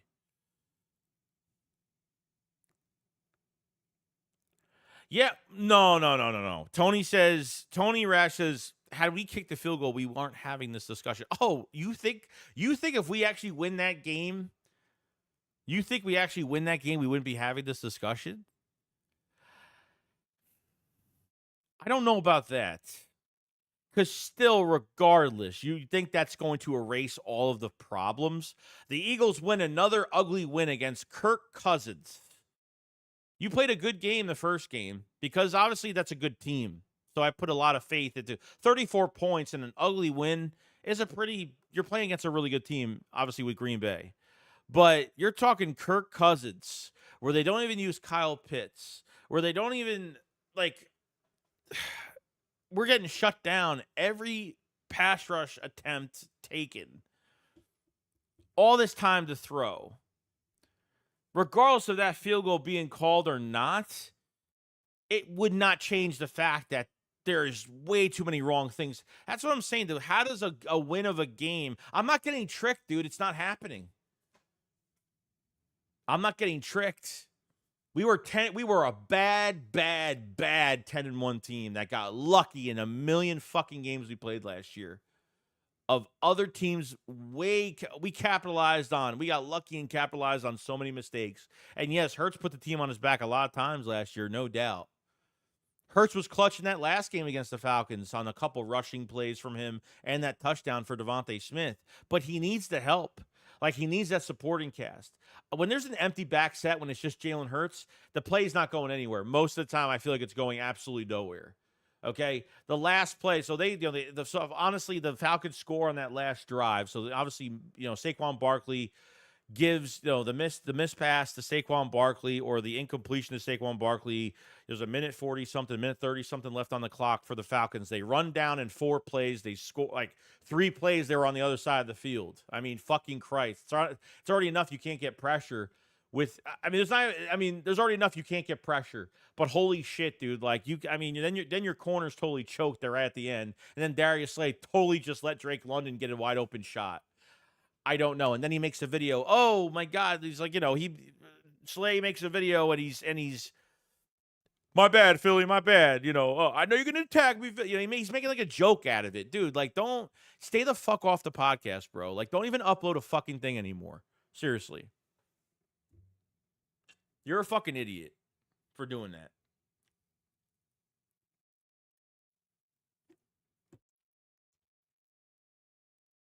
Crazy. Deep Space's hot take, we blow out the Saints. That'd be great. I don't believe it. I don't believe it.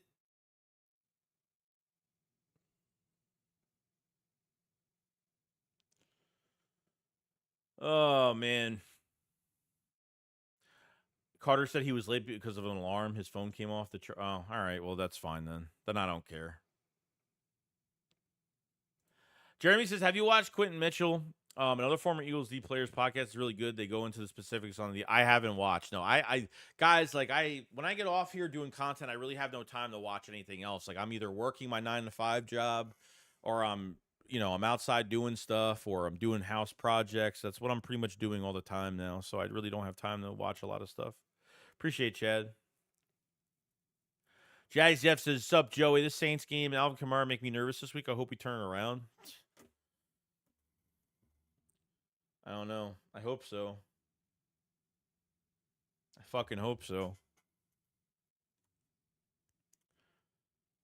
Tommy says, I'm also hoping the front office realizes we need a new defensive scheme and doesn't fail in the trap trying to get Vic, his guys to run scheme, then it still don't work. No. It's a bad scheme. He doesn't have the roster for it. And I don't think the scheme works in today's NFL, to be honest. It just seems like it just doesn't work. Sure, it got us to a Super Bowl, but this defense doesn't need to be top 5.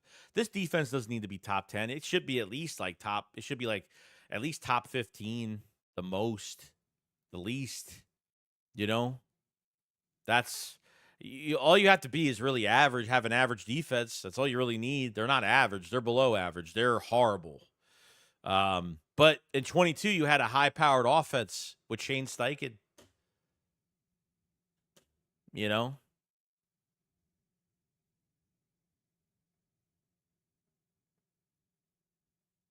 LeBron says, Joey, be honest, I know it's just a week. Hold on.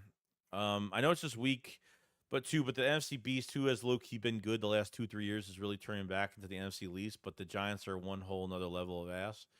Well, yeah, I mean, that's when it comes to drafting, signing players, keeping a quarterback over really their best talent, Saquon Barkley was 2/3 of their offense last year, replacing him with Devin Singletary. I think Neighbors is going to be a fucking superstar. I honestly do. I feel like he's going to be really good, like really good.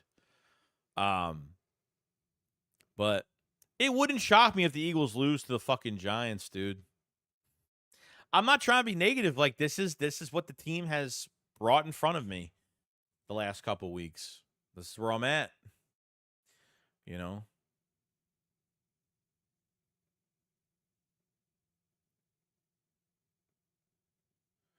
Tony, I'm with you, Joey. Just saying you wouldn't be so on edge had we pulled. Yeah, like, look, a win is a win, but dude, like, I have to explain. Like, yeah, I get it, dude. Like, yeah, you have to win. Getting a win is huge because it helps you later on. These early wins will help you later on, and I completely get that. But this is just me being a content creator. This is me just being me. Like, I'm never really satisfied. I'm a nitpicky bitch. That's what I am. I'm a nitpicky bitch at times. But trust me, like, if I could go into this game after the Saints say, holy shit, like, this is the best game they played out of the 2 games they played so far, the 3 games they played so far, then great.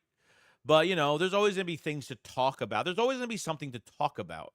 It doesn't mean that I'm always looking for something to, like, bitch about. But if I'm bitching about something, I know it could be better. I'm not trying to put anybody down. I'm trying to lift us up. If anything, or try to make it make sense in my own brain to everyone else's brain. And obviously we do these live streams every week, so I could pick your guys' brain. Pause. But you know what I mean. VP, what's going on, man? Say, hey, Joey, finally back at home. When an issue continues to occur on a flight, we look for a common theme, and Nick is the common denominator. Take care, bro. Got your back. Appreciate it so much, VP.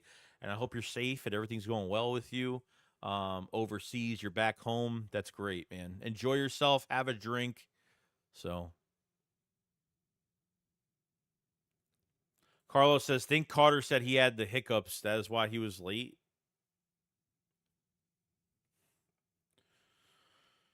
Oh, God. We have a game in 2 fucking days, guys. Like, it's almost 12 o'clock. Like literally, it's almost Saturday. Like, we have a game, like, in a day. It's crazy. Thank God our game is at 1 o'clock. No fucking prime time. No nothing. Literally, it's just, yes. That's all I care about. That's all I care about. Eddie Throats, I really want us to draft that linebacker from LSU. He was a dog. I have no idea. I haven't looked into the Trust me, I have more things to worry about than a fucking draft next year. Trust me. They gotta win with AJ Brown. They have to win without AJ Brown. Like if they can't even win without AJ Brown, especially you're not even they're acting as if they're facing some powerhouse team last week. You know what I mean? Kirk says, while streaming the game, make sure to point out every time Hurts misses wide open guys on incompletions. I'm actually going to have a chart next to me that I'm going to actually do that probably. Thank God you mentioned that because I was actually thinking about doing that. The defense is ranked 32nd. Yeah, dude, it's bad. Yeah, I mean, they're either second to last or like literally last. YouTube Jade Cabalot says the pass rush stinks, which makes the secondary look bad. I feel like our secondary is solid. If we can't, no, 100%, I agree. Like I feel like the secondary is good. But when you can't even stop the run, you can't even contend on the line. Your whole entire secondary has no usage. Your whole secondary gets exposed, and nobody produces. Yeah, the secondary is going to fucking flop because of your defensive line. So, Tommy says, it's a weird year when Derek Carr and Baker Mayfield are QB1 and 2 in fantasy. You know why? Because they have good coaching behind them. That's why. They're in good situations. It doesn't matter about the weapons they have on the field. That's just a small percentage of it. Oh, Jalen Hurts has this one and this guy. They trade for Jahan Dotson, all these weapons. But it doesn't matter. Like I said, this on paper, they look great. But when it comes to these games, dude, that's what Baker Mayfield doesn't need. Like, yeah, he's got his number one guy, but even surrounding a guy with weapons, but having that good coaching behind, that's what it does to Derek Carr. That's what it does. I mean, that's what you're going to get, dude. And guess what? Jalen Hurts has the best roster behind him offensively. And the Eagles still, yet again, another year, can't do nothing. It's dry. It's boring. There's nothing to be excited about.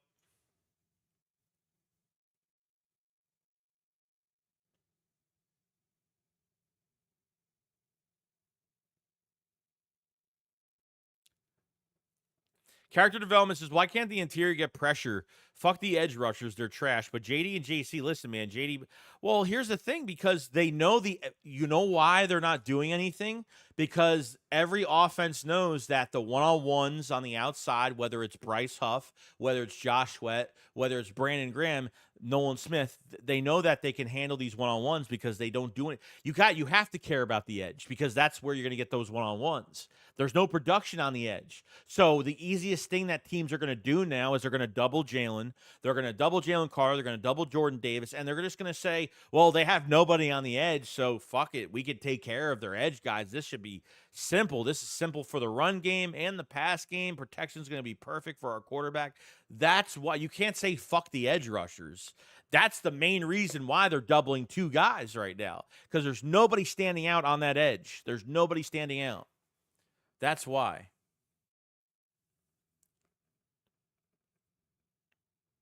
So, because your edge rushers have those one-on-ones and not winning their matchups and how bad they're playing, they can afford.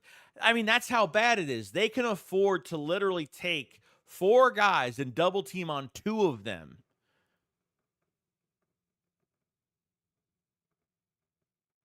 That's what it is.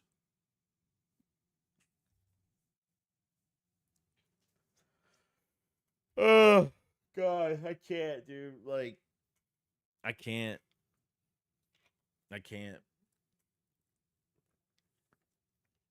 We got the shakedown tomorrow. I don't even know what the answer. I know what the answer is, but it's what I would do to this team would honestly put us back. Would put us back like 2-3 fucking years. And we can't do that. It's going to be 20 years down the road. We're all going to say to ourselves, man, remember that when we had Jalen? Remember when we had fucking AJ Brown and Devontae Smith? And remember and then like all those wasted fucking years, dude. We're going to look back at all these years saying, what a waste. That's what we're going to look at this shit. Be like, man, Nick, and they couldn't get the coaching staff right. And, you know, the coaching problem in the 2020s, you know, the early 2020s. That's how we're going to look at this team. We're going to look at this team as fucking Christ. Great on paper. Couldn't fucking call a play out of a paper bag. That's what we're going to fucking remember it as.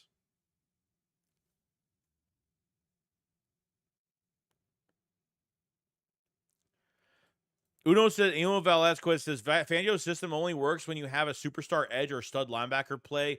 He only had top. No, I get it. You know, you said this. You said he only had units when he had Khalil Mack and Pat Willis. Yeah. Well, not even that, but they had a good edge rusher in Miami last year. I forgot his damn name. Van Ginkel played really good last year. You know,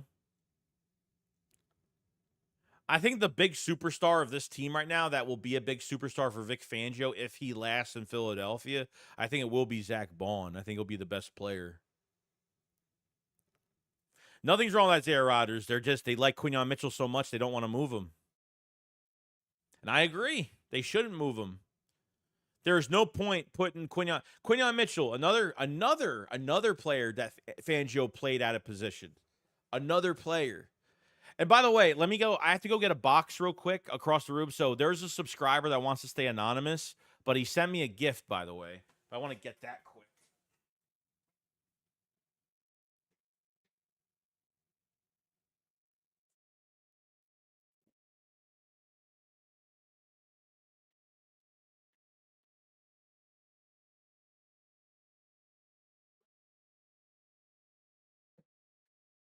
Show that to people. I haven't had a chance yet. House Cat, what's going on, man? Says I'm late joining. Hope y'all doing well, but yeah, facts. Goddamn, coaching has been ruining these years and talents, but hopefully, we see some change. Hope Nikki is MF gone sooner than later. I'm telling you, dude. I think everyone is starting to see that Nick has had his hands on way too much. Shame on Jeffrey Lurie, and it's not a bomb, dude. What is wrong with fucking people? What is wrong with people? Tracy, what the fuck, dude? Yeah, it's bad, dude. YouTube Catch Capital. I can't believe we gave Huff 50 mil instead of proven stud edge. Yeah. Christopher says, what should we offer the Jets for Reddick? Dude, I don't even care, dude. I reported. So Graziani from ESPN reported that he could be dealt this week to next week. So either he's going to get his contract that he wants from another team, or he's going to just sit on his contract now with another team for the year, where he should have just done that this year with the Jets. Or he's going to be like, hey, I just want a couple $1 million more, a few $1 million more just for this year, just to help me out and be done. So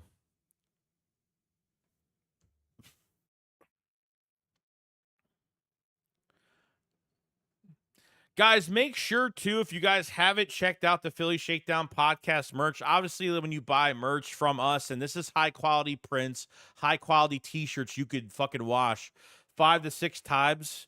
It's really, really good, guys. We've been working our tails off on the merch. I understand things are going crazy in Philadelphia right now, but obviously everything is kind of nuts. If you guys haven't checked out the merch, definitely check it out. Link is in the chat. We have a new, obviously, a new Quinyon Mitchell under quarantine shirt that we really do like. We have a Jalen Hurts shirt. We have Saquon Barkley over MetLife. We have a Slim Reaper shirt, the Swole shirt, AJ Brown shirt, the Swole Batman shirt that's available right now. Obviously, Cooper DeJean. We have the Big Pimpin' Howie shirt, a whole bunch of stuff. So definitely check out. We have women's, sleeveless, men's, youth. We have everything. So everything is on this site. If you guys haven't checked any of it out, definitely check it out. We've been working really hard on everything. We have a lot more stuff coming. I'll put a post up tomorrow on some of the merch as well. And appreciate it so much. Definitely check it out. If you guys haven't, any questions, just email me. And if you need my email, just look in my YouTube bio or message me on Twitter or whatever you want to do going forward. So I appreciate everybody. Been checking that out. And people have been buying merch like crazy. It's a big support for me in 500. And what you pay for is what you get, guys. So just letting everybody know. Jeremy says, why was the Pats D so good in the late? Because Belichick had a different look every week. OCs couldn't plan for it. We are the opposite. LeBron says Bryce Huff is trash. Deuce Vaughn can even block. Can even block him. Yeah, I mean, we'll see. I mean, Bryce Huff doesn't even have a chance to even have a running back chip. They don't even need to chip him. That's how much he's not producing. So it wouldn't shock me. It wouldn't shock me, though. Cole said Jordan's had some good reps pass rushing, but he's bitten hard a couple times on offense using the run to set up the pass. He sees run. Then he slows up on the pass. Yeah, I agree with that. Because really that first game in Brazil, man, he was in Jordan Love's face, but just couldn't get to him in time. But he made Jordan Love throw on the back foot a few times in that game. And then he goes into a second game where he's just completely just gone. Nowhere to be found. Honestly, just nowhere to be found. You know? Hey, said if Chauncey can't play on Sunday, if you think DeJean is going to start, probably Rodgers will play a nickel. No, Rodgers hasn't played on the inside, and I don't think he's going to. You're going to have Quignon at number 2. You're going to have Avonte Maddox at safety, and you're going to have Cooper DeJean play at nickel. Finally, Nick Sirianni today, he was like, Cooper DeJean is coming along. It's like, fucking, how many more days, dude, are you going to be saying this? He's coming along nicely. Like, really? God, I can't stand this fucking coaching staff, bro. Eagles on Jesus, Joey Shakes. I just realized you have the Terrifier in the background. Oh yeah, this is an animatronic. This is an animatronic from Spirit Halloween. And he moves around and everything. He's not plugged in, but I got him. He came out this year for Halloween, so he was like $200. I think he's like $200 for Halloween. Tony says Reddick is undersized for this D. Unless we go back to a 4-3, he won't cover. It's not in this kind of. No, I mean, he's not going to be good at it. He's not good at it, and that's fine. So they get rid of him because he wanted way more money, and he was obviously going to hold out. It was going to happen if the Eagles were not going to pay him what he wanted, that they were going to be running into this problem. So they literally gave him, a 26 third-round conditional. They could turn to a second with 68% of the snaps played and 10-plus sacks to get that second-round pick, which it looks like right now, time is dwindling right now for him to even get those statistics. So, by the way, guys, in the next couple weeks, by October 4th, I'm just not saying we. This channel is going to be sponsored by Lucy. Oh, shit. Lucy. Breakers. Pouches. Nicotine capsules. And I've tried a whole bunch of flavors, by the way. We're going to have a promotional code in a couple weeks for these things. They're very juicy. They're really good. I've tried 2 flavors that I actually like a lot. The cinnamon flavor. I'm not a cinnamon guy, but holy shit, that was good. The espresso one. The espresso flavor was fantastic, by the way. So you're going to have a 20% off promotional code for these. And they're $6.50 really for your first order. So there's a lot of different flavors. We're not putting them out yet, but I will have a promotional code within the next 2 weeks for Lucy. So definitely, look out for that going forward, because I think they're doing a really good job with these products. Fantastic. So if you need nicotine in your system, not the healthy way, but at least nicotine in general, there you go. Leon says, no way we get Reddick. Howie would basically be admitting to Jeff he messed up with Nolan and Huff. You never know, bro. It's not, I wouldn't say it's well, how is that admitting anything? Has nothing to do with them. They would have kept Reddick this year. I think the biggest problem was what he wanted in a contract. I don't think that was the main reason. Yeah, I think main reason maybe he didn't fit. I get that. But at the same time, the numbers don't lie. At the same time, Hassan Reddick might not be a consistent player game to game, but man, in big moments, he will fucking make that play. He can. Where's the closer for this team? 4th down, minute and a half left. The game is on the line. Who can you really fucking depend on this defensive line to get pressure? Even that pass to Drake London past Slay. God, the pass rush. When like this, you got to give it all you got on that D line. You got to fucking just give it all you got, all your strength. Use everything you possibly get to make the play, and they get nothing. Nothing. YouTube JCap says he's a game changer. Yes, dude. Reddick is a game changer. Like I said, 1 month he'll have 0 sacks. Another month he'll have 6. He's a very streaky player. But, man, once he starts getting hot, he gets hot. And when you need a play from Hassan Reddick, boom, there it is. He shouldn't have left. I was hoping the Bryce Huff fucking signing would have been really good for years to come, but it's looking bad right now. You know what I mean? Not good. You can't defend his statistics. Oh, trust me, dude. I already have a video already lined up for it. Slay's apology. Yeah. Stay off the fucking podcast, dude. Slay makes himself look like a fucking, you Eagle fans, there you go. Oh, go eat your fucking banana pudding and shut the fuck up, dude. Seriously, go eat your wife's fucking banana pudding and shut your mouth. Seriously. I'm tired of it, dude. Tired of it. Fucking a bunch of like guys that make millions of dollars and they act like fucking bitches. Like, seriously.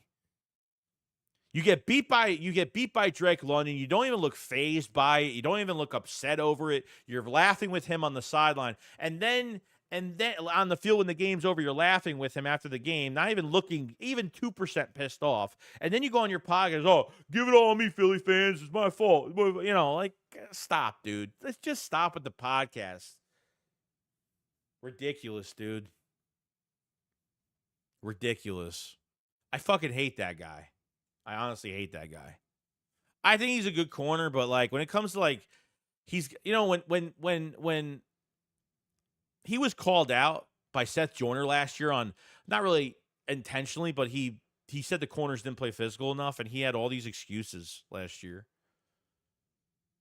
Oh, I can't hit like that. I don't hit like that anymore. And but Mister, you want to go to the Ravens, come back, and then you want to get more money. Then you take more money from us. You come back and take more money from us, and now you don't hit a specific way. Get the fuck out of here, dude. Get out of here. Get the hell out of here, dude.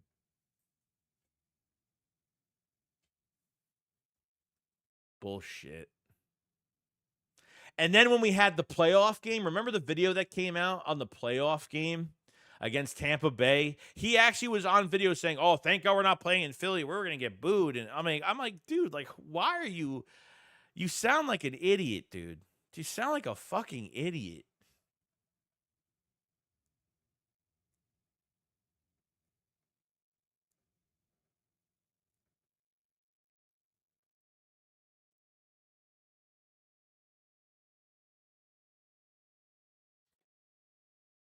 Unreal, man. Unreal. No, I understand, dude. Like, if I'm bitching about the same shit every week, like I have to listen to everybody else. Like, I'm not tired of anything. Like at least we're in agreement that this team needs to change. We might believe in different ways how to change it, but at the same time, I mean, that's where we're at. I don't get tired of you guys talking about the same shit every week. That's just what it is, dude. It's what it is. I will never put anybody down. Like, guys, this is like, as long as you're not being racist in the chat and you're not attacking somebody personally, you could say whatever the fuck you want on here. Everybody is welcome to do so. Okay, this is free speech in here, bro. Okay? That's how it always goes with these chats. Trust me, when I get on the Philly Shakedown tomorrow, like, I don't even care what, like, I don't know. You know what I mean? Philly might say something completely opposite. I'll be in the more negative aspect of it and be like, dude, like, what do they have to do to beat the Saints? I honestly don't care because I don't think they're going to beat them. You know what I mean? Trust me, like, we don't agree on everything. And that's the greatest thing about it, too, because, like, we don't always agree on everything. That's awesome. I get to see his side, he gets to see my side, and, so on and so forth, Put Bourne as an edge. He already has 2 sacks. That's what I said, dude. Get Devin White. If Devin White is fucking redshirted if Devin White gets redshirted for this second game, I feel like he's getting traded for some fucking weird reason. I don't know why. It's just kind of weird. Healthy scratch 2 weeks straight. I don't know. Devin White, put him as the mic. Put Nakobe Dean as the outside and put Zach Ball on that edge. We need more help, dude. This isn't enough. Jalen Hurts not even fucking playing right now. Why the hell is he not even playing right now? 3rd round pick down the drain. Down the drain. No. Yeah, no, I already went through that. No, I'm fucking done with that guy. That guy is already on my bad side now. People gotta stop calling him Slay, call him Darius.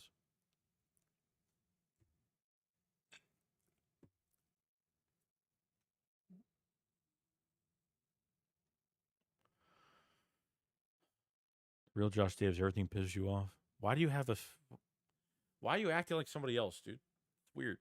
Weird, bro. Why are you fucking being weird? B says Diva Darius needs to retire. I love talking Eagles football every day, but this shit is like, it's going to be a broken record by the time week 14 this year. It's going to be like, hey, guys, well, it's pretty much the same shit that's going on with this team, so. Tony says, Slay's a good dude. He's not a competitor. He's not a dick. He's friendly. I enjoy Big Plays podcast. That's perfectly fine. If you enjoy it, great. But after you lose a fucking game and there is a road with Slay and what he's done since last year on that podcast. Remember, he's like, oh, the team didn't play good, but I played great. I thought I played pretty good. That's the shit I can't stand. Having a podcast, there's nothing wrong with having a podcast. Like New Heights, they talk about different shit all the time.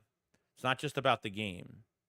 But when you're a player on the roster talking about a loss, you got to make sure that you're not putting a target on your back or making you look really fucking stupid, because last year that's what he did. Oh no, Slay is gone next year. It's time. I can't wait for Keely Ringo and Quinyon Mitchell to be the starting corners with DeJean on the inside. It's going to be so much fun. I can't wait. Can't wait till Slay leaves. Philly Bird says Philly Thunder is very optimistic. That's fine. I'm not. So, can I be optimistic and say, yeah, they have a chance? I think anybody could say that, but realistically, what's given here is not a good thing. Because let's throw Jalix in the mix. We got to lose. Let's see what he's got.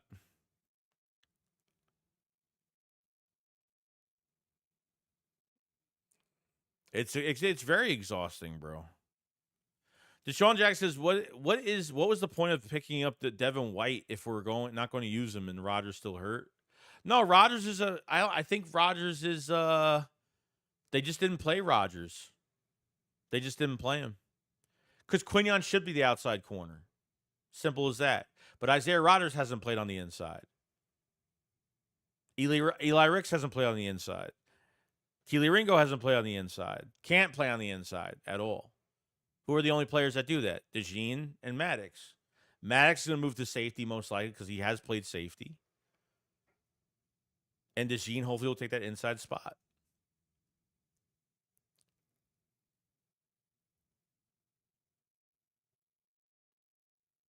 No, I know dude, I'm tired of I know he's a good guy, but we're in the middle of a football season. where you're dealing with one of the most harshest fan bases in the NFL that literally will catch you on every little thing that you say. And Slade did some dumb shit last year on that podcast. You know, give it all to me, Philly fan. Give it all to me. Like I already know like what you're gonna say, dude. You know?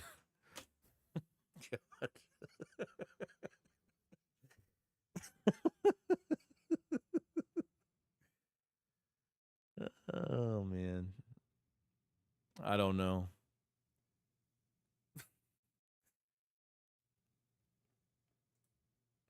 I don't care. Will you have a captain's? Sorry, I've totally lost it, dude. I'm fucking done, dude. Spiegel says, I don't care. Will you have a captain's page and then go on to your podcast and say that you played good and not that's diva behavior? It's kind of like, it's like, you know what I mean? Like, I think that's just not good to do. I thought I played pretty good. A tackle's remember what he said? Remember last year he was like a tackle. As long as I bring him to the ground, whether I could pull him to the ground, it doesn't matter. I don't have to actually tackle them. He said something about not tackling them the right way. It's like I don't need to tackle them the way you guys want me to. I'm just like, Jesus Christ, dude.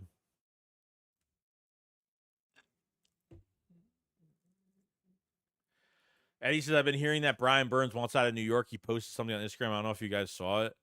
Oh, dude, Brian Burns wants to get paid, bro. What do you think? He's going to get paid and be on a great team? Come on now. Most of the max contracts that you could fucking get, not max contracts, but contracts, big contracts that you get necessarily to a team isn't normally that great. Just depends.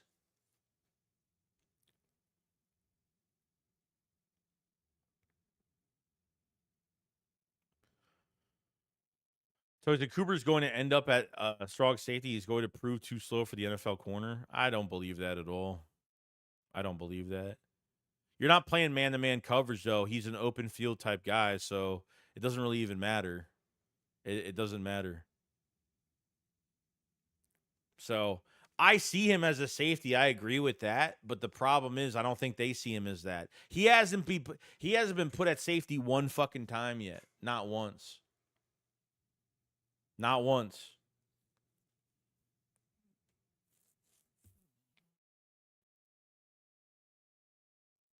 Max needs to be put in a foam suit. Yeah, well, he's healthy as for the moment. Sidney Brown should be back by the bye week 5. After week 4, he's technically able to come back. And that's another player that could help this defense tremendously at corner, at safety. I mean, fuck. Put him as the second team safety for now next to Bradbury or something, you know? Actually, next to Maddox, and Bradbury could be your fucking number 4. Your number 5, really. If that's what they would. Or maybe he'll be on practice squad. Who fucking knows? Maybe they can't. They won't. They'll demote him. Edwin says all of a sudden CJ injured. Don't want to be part of that L coming. Especially against his former team as well. Especially against his former team. It's a whole nother thing, too. You know?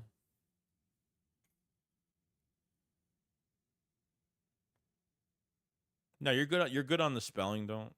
I hate typing stuff. I always like type in like horribly, like bad. 30 mil a year, yeah. He got 30? Did he get 30? I thought it was lower than that, but I could be wrong. Rollins says, got a feeling we were getting clapped Sunday, Joey. It's going to suck if we don't go into the bye week winning only one game. If they win if they win one of the 2 games, I'm still not going to be happy. If they win both of these games, I could settle for going to the bye week and hopefully giving them time to readjust. But Nick Sirianni's time is on. It's on, dude. I'm on the fucking hunt for Nick this year. I'm telling you.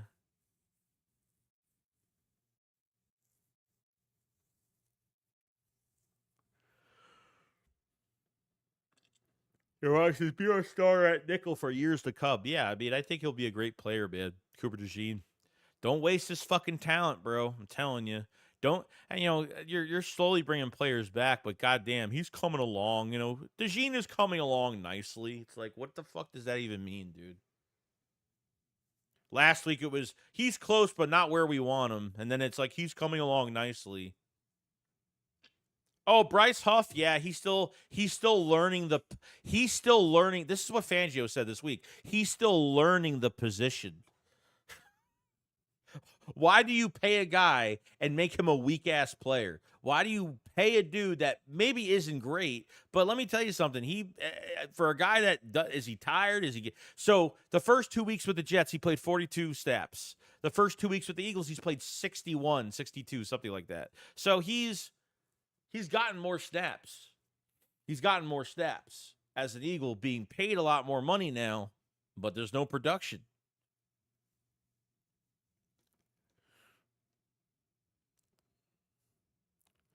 Ryan says, Joey, you're saying if we go 2-0 these next games, you'll still not go? No, I'll be happy over it, but I'm saying, like, there's always going to be something to talk about. Like, you're saying that I'm not going to make videos on what's wrong?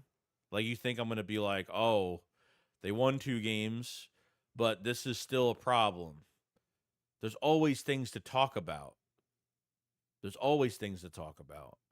Of course, getting a win just makes me happy in general, because if they get these early wins now, it will help them out later. If they actually establish and play well on both sides, it will help out tremendously.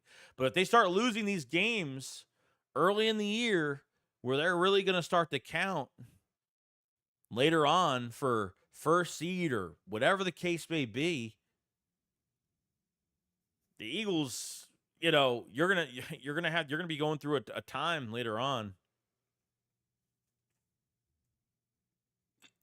They get the 3-1, I'll be happy, but I'm still gonna bitch. So, because not everything's gonna be perfect coming out of these 2 games. If they dominate these 2 teams the next 2 weeks, if they dominate the Saints, dominate the fucking Bucks, I'll say great things. If they dominate, but if they don't dominate, because honestly, guys, like, you gotta take things with a grain of salt. I get it.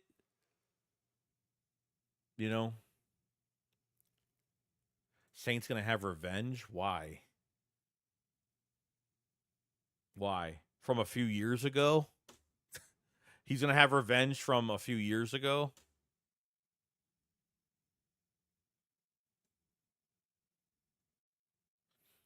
Cobra says Belichick 2025 make Eagles great again. No, please God, no. Please God, no.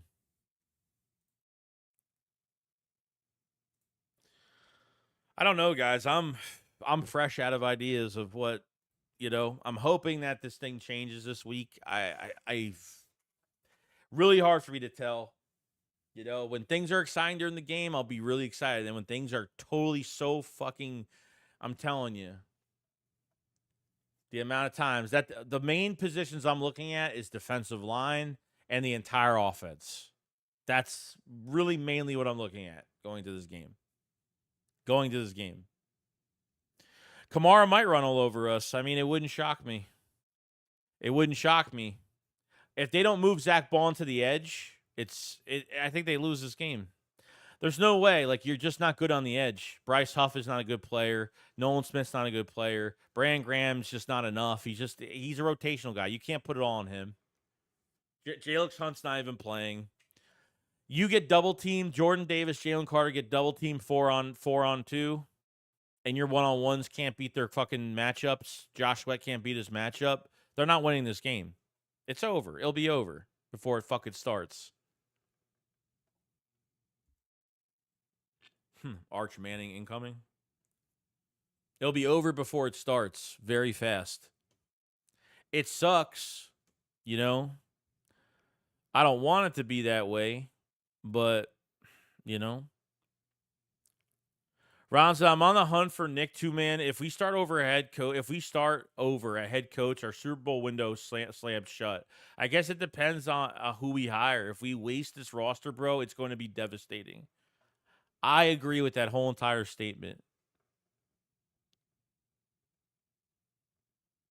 I'm telling you, man, like, it's going to be It'll be the biggest waste of time and waste of contracts and waste of potential and waste of everything. It will be devastating that they actually let this burn to the fucking ground like they did.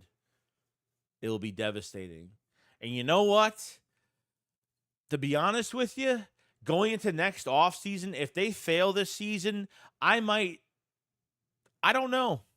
Next offseason, I might not even make videos June and July. I might take off for 2 months. There's really nothing going on. It's a slow part of the year. There's no training camp, there's no OT.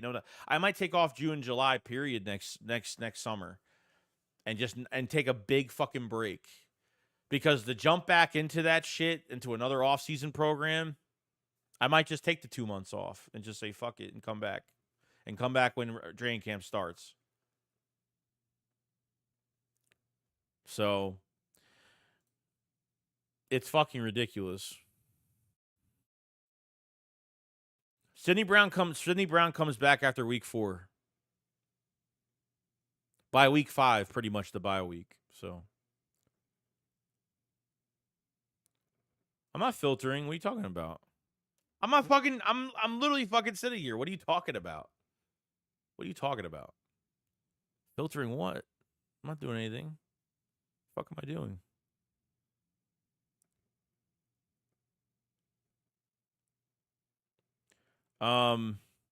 Robert just God, I hate being this pessimistic this early in the season. I know, dude. Like, this is the shit you don't want to deal with, like, out the gate, beginning of the season. Fucking damn, dude. Damn. Night Bane says, I agree, Joey. What a waste.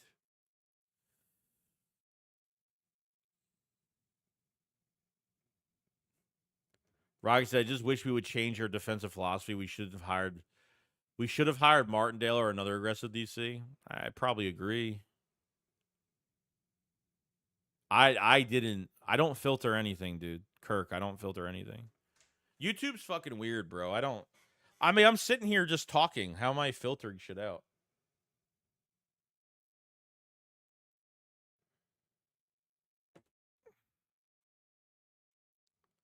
Tony says, if we fire Nick, do we keep Kellen or hire who's BB and let Bill Belichick and let Bill pick his OC? I prefer Bill if it's a 5-year deal, but if not, I'll take Kellen and Vic and roll the dice.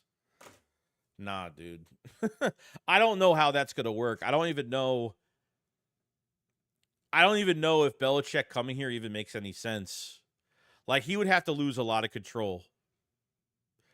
Like, if he wants to help with certain situational stuff, but I don't know. For me, I don't know. I'm already tired of this process, dude. Like, I just want to watch a competent team play a football game with a good roster behind it. And I feel like every time we fucking watch, man, it's like we're not even like watching. Like, if they played well and they fought and there was mistakes on both sides and they were fighting back and forth, back and forth, back and forth all game, and they gave it all they got, and we know that, there were some little issues here or there, really wouldn't care that much. But quarterback play to coaching behind it, missing your checkdowns, missing your crossers, missing guys, missing Dallas Goedert, rolling out, no patience, not climbing the pocket, not running with Saquon Barkley enough. I mean, it's just all over again with this bullshit yet again.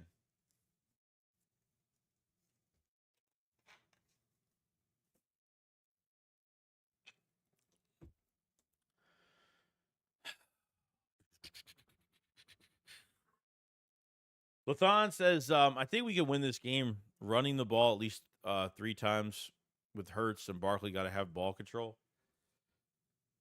They need to have a Saquon Barkley game nonstop, because if, like, Alvin Kamara is running on us, and the Eagles are still passing, and they're just doing nothing, and they're doing the same old bullshit, it's going to happen, dude. I don't have any type of...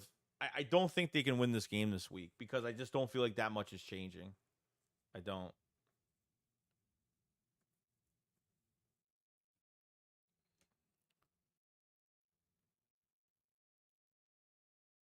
Yeah, Denard Wilson probably should have been our fucking DC. Denard Wilson probably should have been our DC, but of course, he doesn't run a scheme like that. So, can't have that aggressive scheme. We're allergic to that shit. He says, Joey seems like me, like you got to chill and smoke some. Relax and enjoy the shit show. Yeah, I know. Well, as a content creator, I can't just sit here and be relaxed all the time. I have to speak my mind, put my word out there.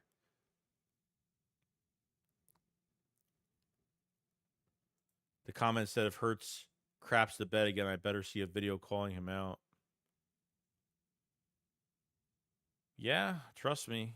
The last game against the Falcons, I trashed Hurts to that video, and I trashed the coaching staff and both coordinators and everything.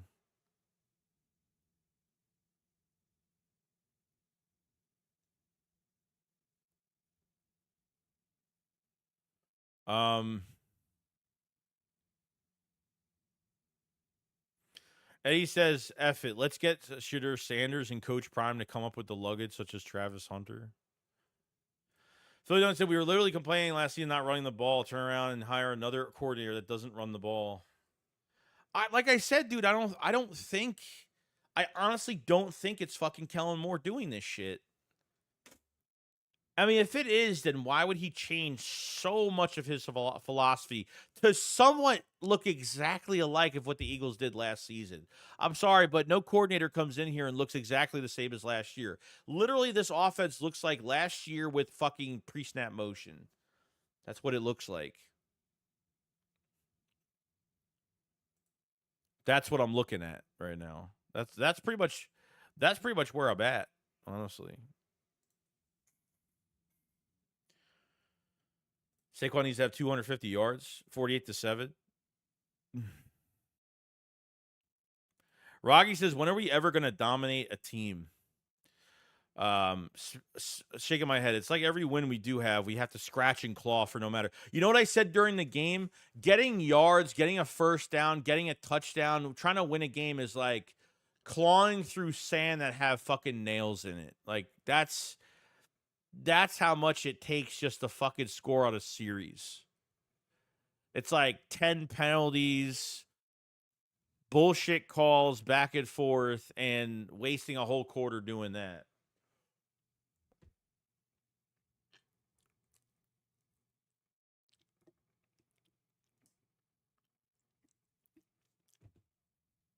I don't know, dude.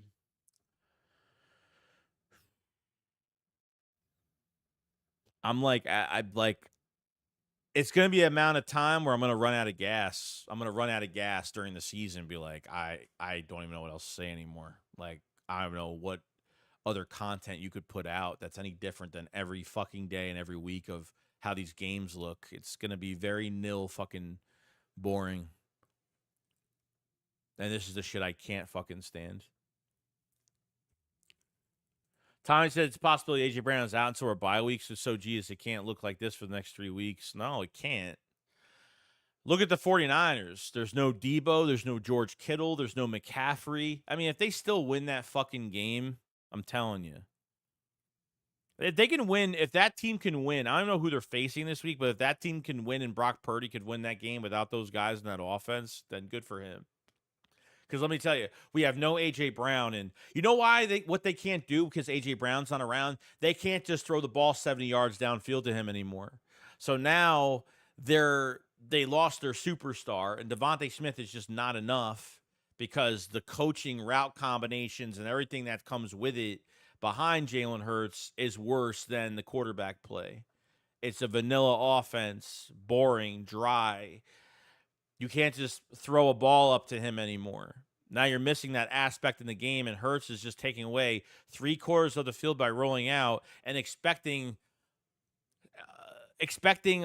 all the receivers just to try to find open space and try to get open every single time. I don't get how a new coordinator comes in, Kellen Moore comes in, and it looks exactly the same. And you're telling me it's Kellen Moore? I can't believe it. I really can't.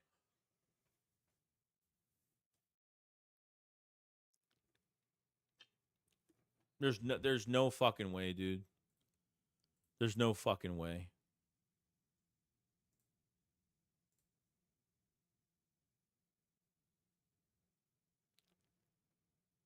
He says, isn't Philly built on grind and aggressiveness attitude, but our team is everything but that? Yeah, I mean, did you guys watch Unscripted this week? And Nick is talking about unity and believing in each other. And it's like, if you put, like, it's going to take more than that. Like, if your coaching staff isn't putting your players in the successful situations to win football games.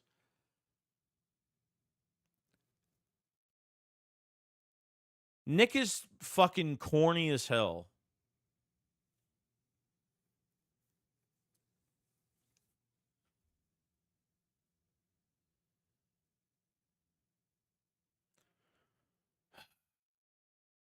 We were happy. Yeah. But now we're finding out the truth. I didn't think Fangio was going to be this fucking bad. But this involves Howie Roseman too, because now Vic is even more like he wants his guys. Vic wants his guys. You have no edge rushers that can play coverage. You have no edge rushers that can get pressure, period. You got rid of your best fucking pass rusher, consistently at least getting a pass rush and being that closer for you and being that guy that's going to make the play for you. You have none of that this year. So now they're taking the two best guys on your defensive line. They're doubling both of them because they know that your outside edge rushers can't win those one-on-one battles. That's what makes it so fucking easy.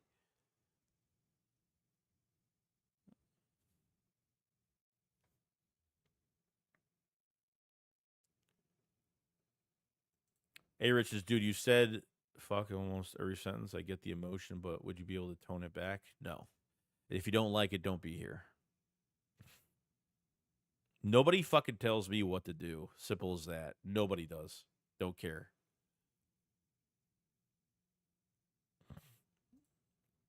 If you don't like it here, don't be here. Simple as that. You got to take the good with me and the bad with me. And when it gets bad, it gets bad.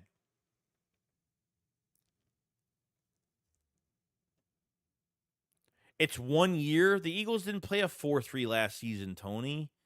The Eagles have had this system the last few years. What are you talking about?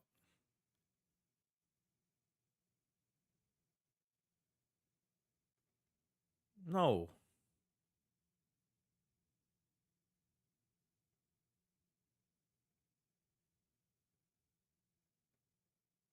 Oh, nice. Someone's got a fake account. That's great. That's not me, by the way.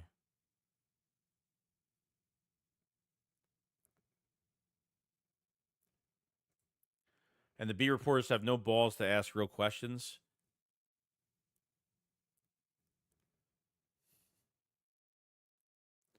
They said, Tony, I don't like a 3-4. No one gets pressure, Tony. I bet Hassan is like, yep. Yeah, I don't know, guys. It's going to be interesting. I'm not going to have a video on Sunday. Obviously, I'm going to have a video Monday morning after the game, obviously. I don't know if I'm coming out with a video. I think I'm going to stream the game on fucking Sunday, and then Monday we'll have a video out for the game. I'm probably not releasing a video until like the next day, probably. Ron said, I feel like we would be a better football team with Dougie P, man. I really do. Dougie wouldn't overcomplicate shit. Yeah. I don't know anymore, to be honest. We got a Mormon in the chat. Jesus. So there's been a residual of what Gann ran. We've been trying to implement this the last 2 years, kind of just now we have the... Do we have the architect of the system? That's the question. Is he ruining our team? Is he like slowly rebuilding this defense again? I mean, you're kind of are doing that right now, but still you have talent there. Is Fangio trying to change so much right now that it's literally, I mean, seriously, like, is Bryce Huff going to turn around? Is Nolan Smith going to turn around? Is Zach Bond going to be used the right way?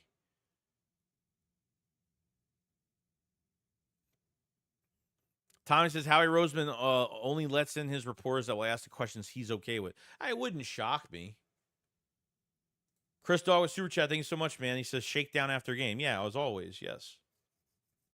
We'll have a shakedown tomorrow night. We'll have a shakedown. We might not do a shakedown right after the game. We might actually do it like wait until later at night. I don't know. Depending, it really depends if Philly is streaming. If he's streaming Sunday night prime time, that's really up to him. So Reggie says, Joey, instead of watching the game, let's live stream the Halloween movie. I would do that in a heartbeat. If I wasn't gonna get copyright for it, I would do it.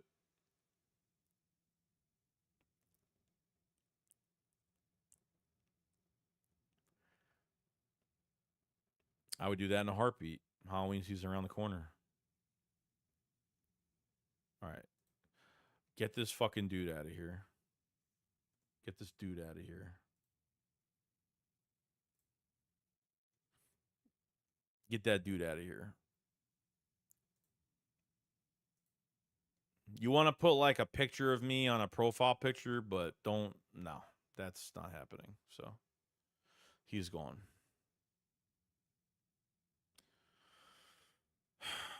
All right, bro. Lathon said, if these Georgia guys flame out and turn out to be busts, it's going to see them team back for years on defense. Yeah, dude. The Eagles didn't go into the season saying we're trying to rebuild right now. That's not why they went into this season. And because they're changing so much defensively, you're taking guys out of position. You're signing guys to big money and then taking them out of position, which is just makes no fucking sense. You know what I mean?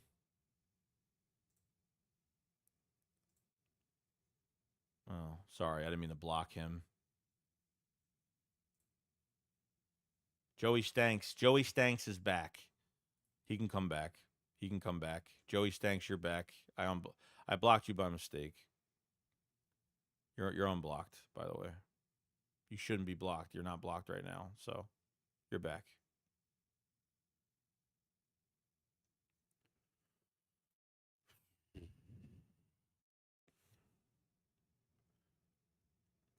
Bray said, Joey, in all honesty, do you think with Nick we have a chance at all? I personally don't.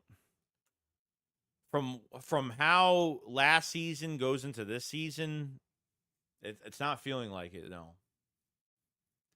I feel like he's the biggest weakness right now. Roy Rio said, what did you do on Friday the 13th? Well, I watched my girlfriend's daughter's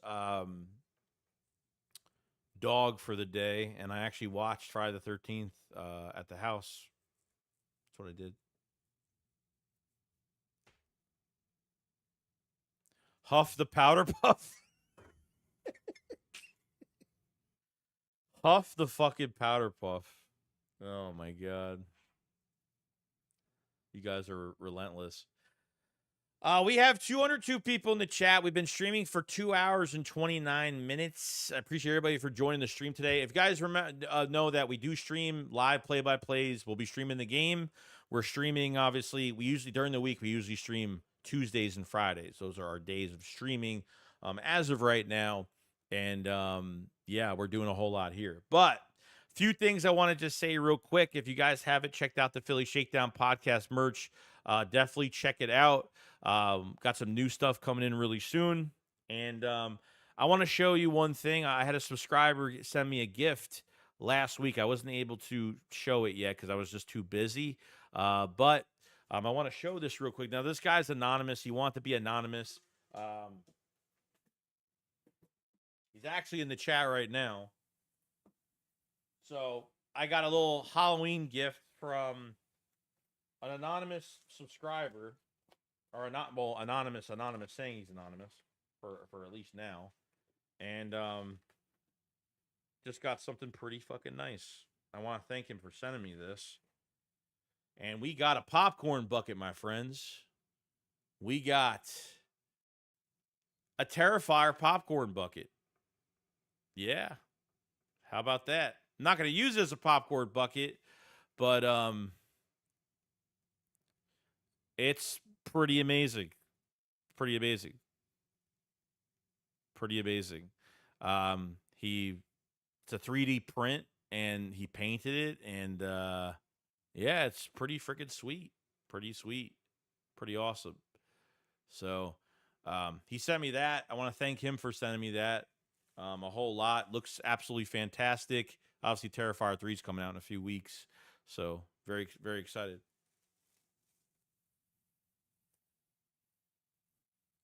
But just want to show that off real quick because I didn't get a chance to show it off at all. So yeah, and it looks like there's more stuff coming soon. So very excited, very excited, very excited.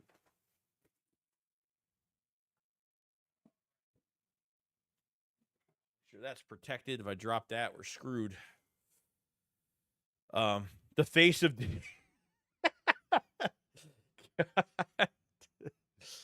All right, guys, I'm gonna head out. I think this is it. I mean, we'll be streaming the shake. We'll have the shakedown. We'll have the shakedown tomorrow night, and then yeah, shakedown tomorrow night, Saturday night, and then we'll be streaming the game on Sunday, live play-by-play reaction. We'll be doing a shakedown later that day, and yeah. Make sure you subscribe. Check the Philly Shakedown podcast merch, all that great stuff. Thank you for the super chats. Very grateful, and I'm happy with all of you guys giving your opinions and us talking about this and going through this process together. So, all right, you guys enjoy the rest of your day, and I will see you guys on the next one. Subscribe and like this stream before. Like the stream. Try to get it to 150 likes if we can. Appreciate so much. You guys enjoy. Shakes it up, follow slide. Peace out, guys.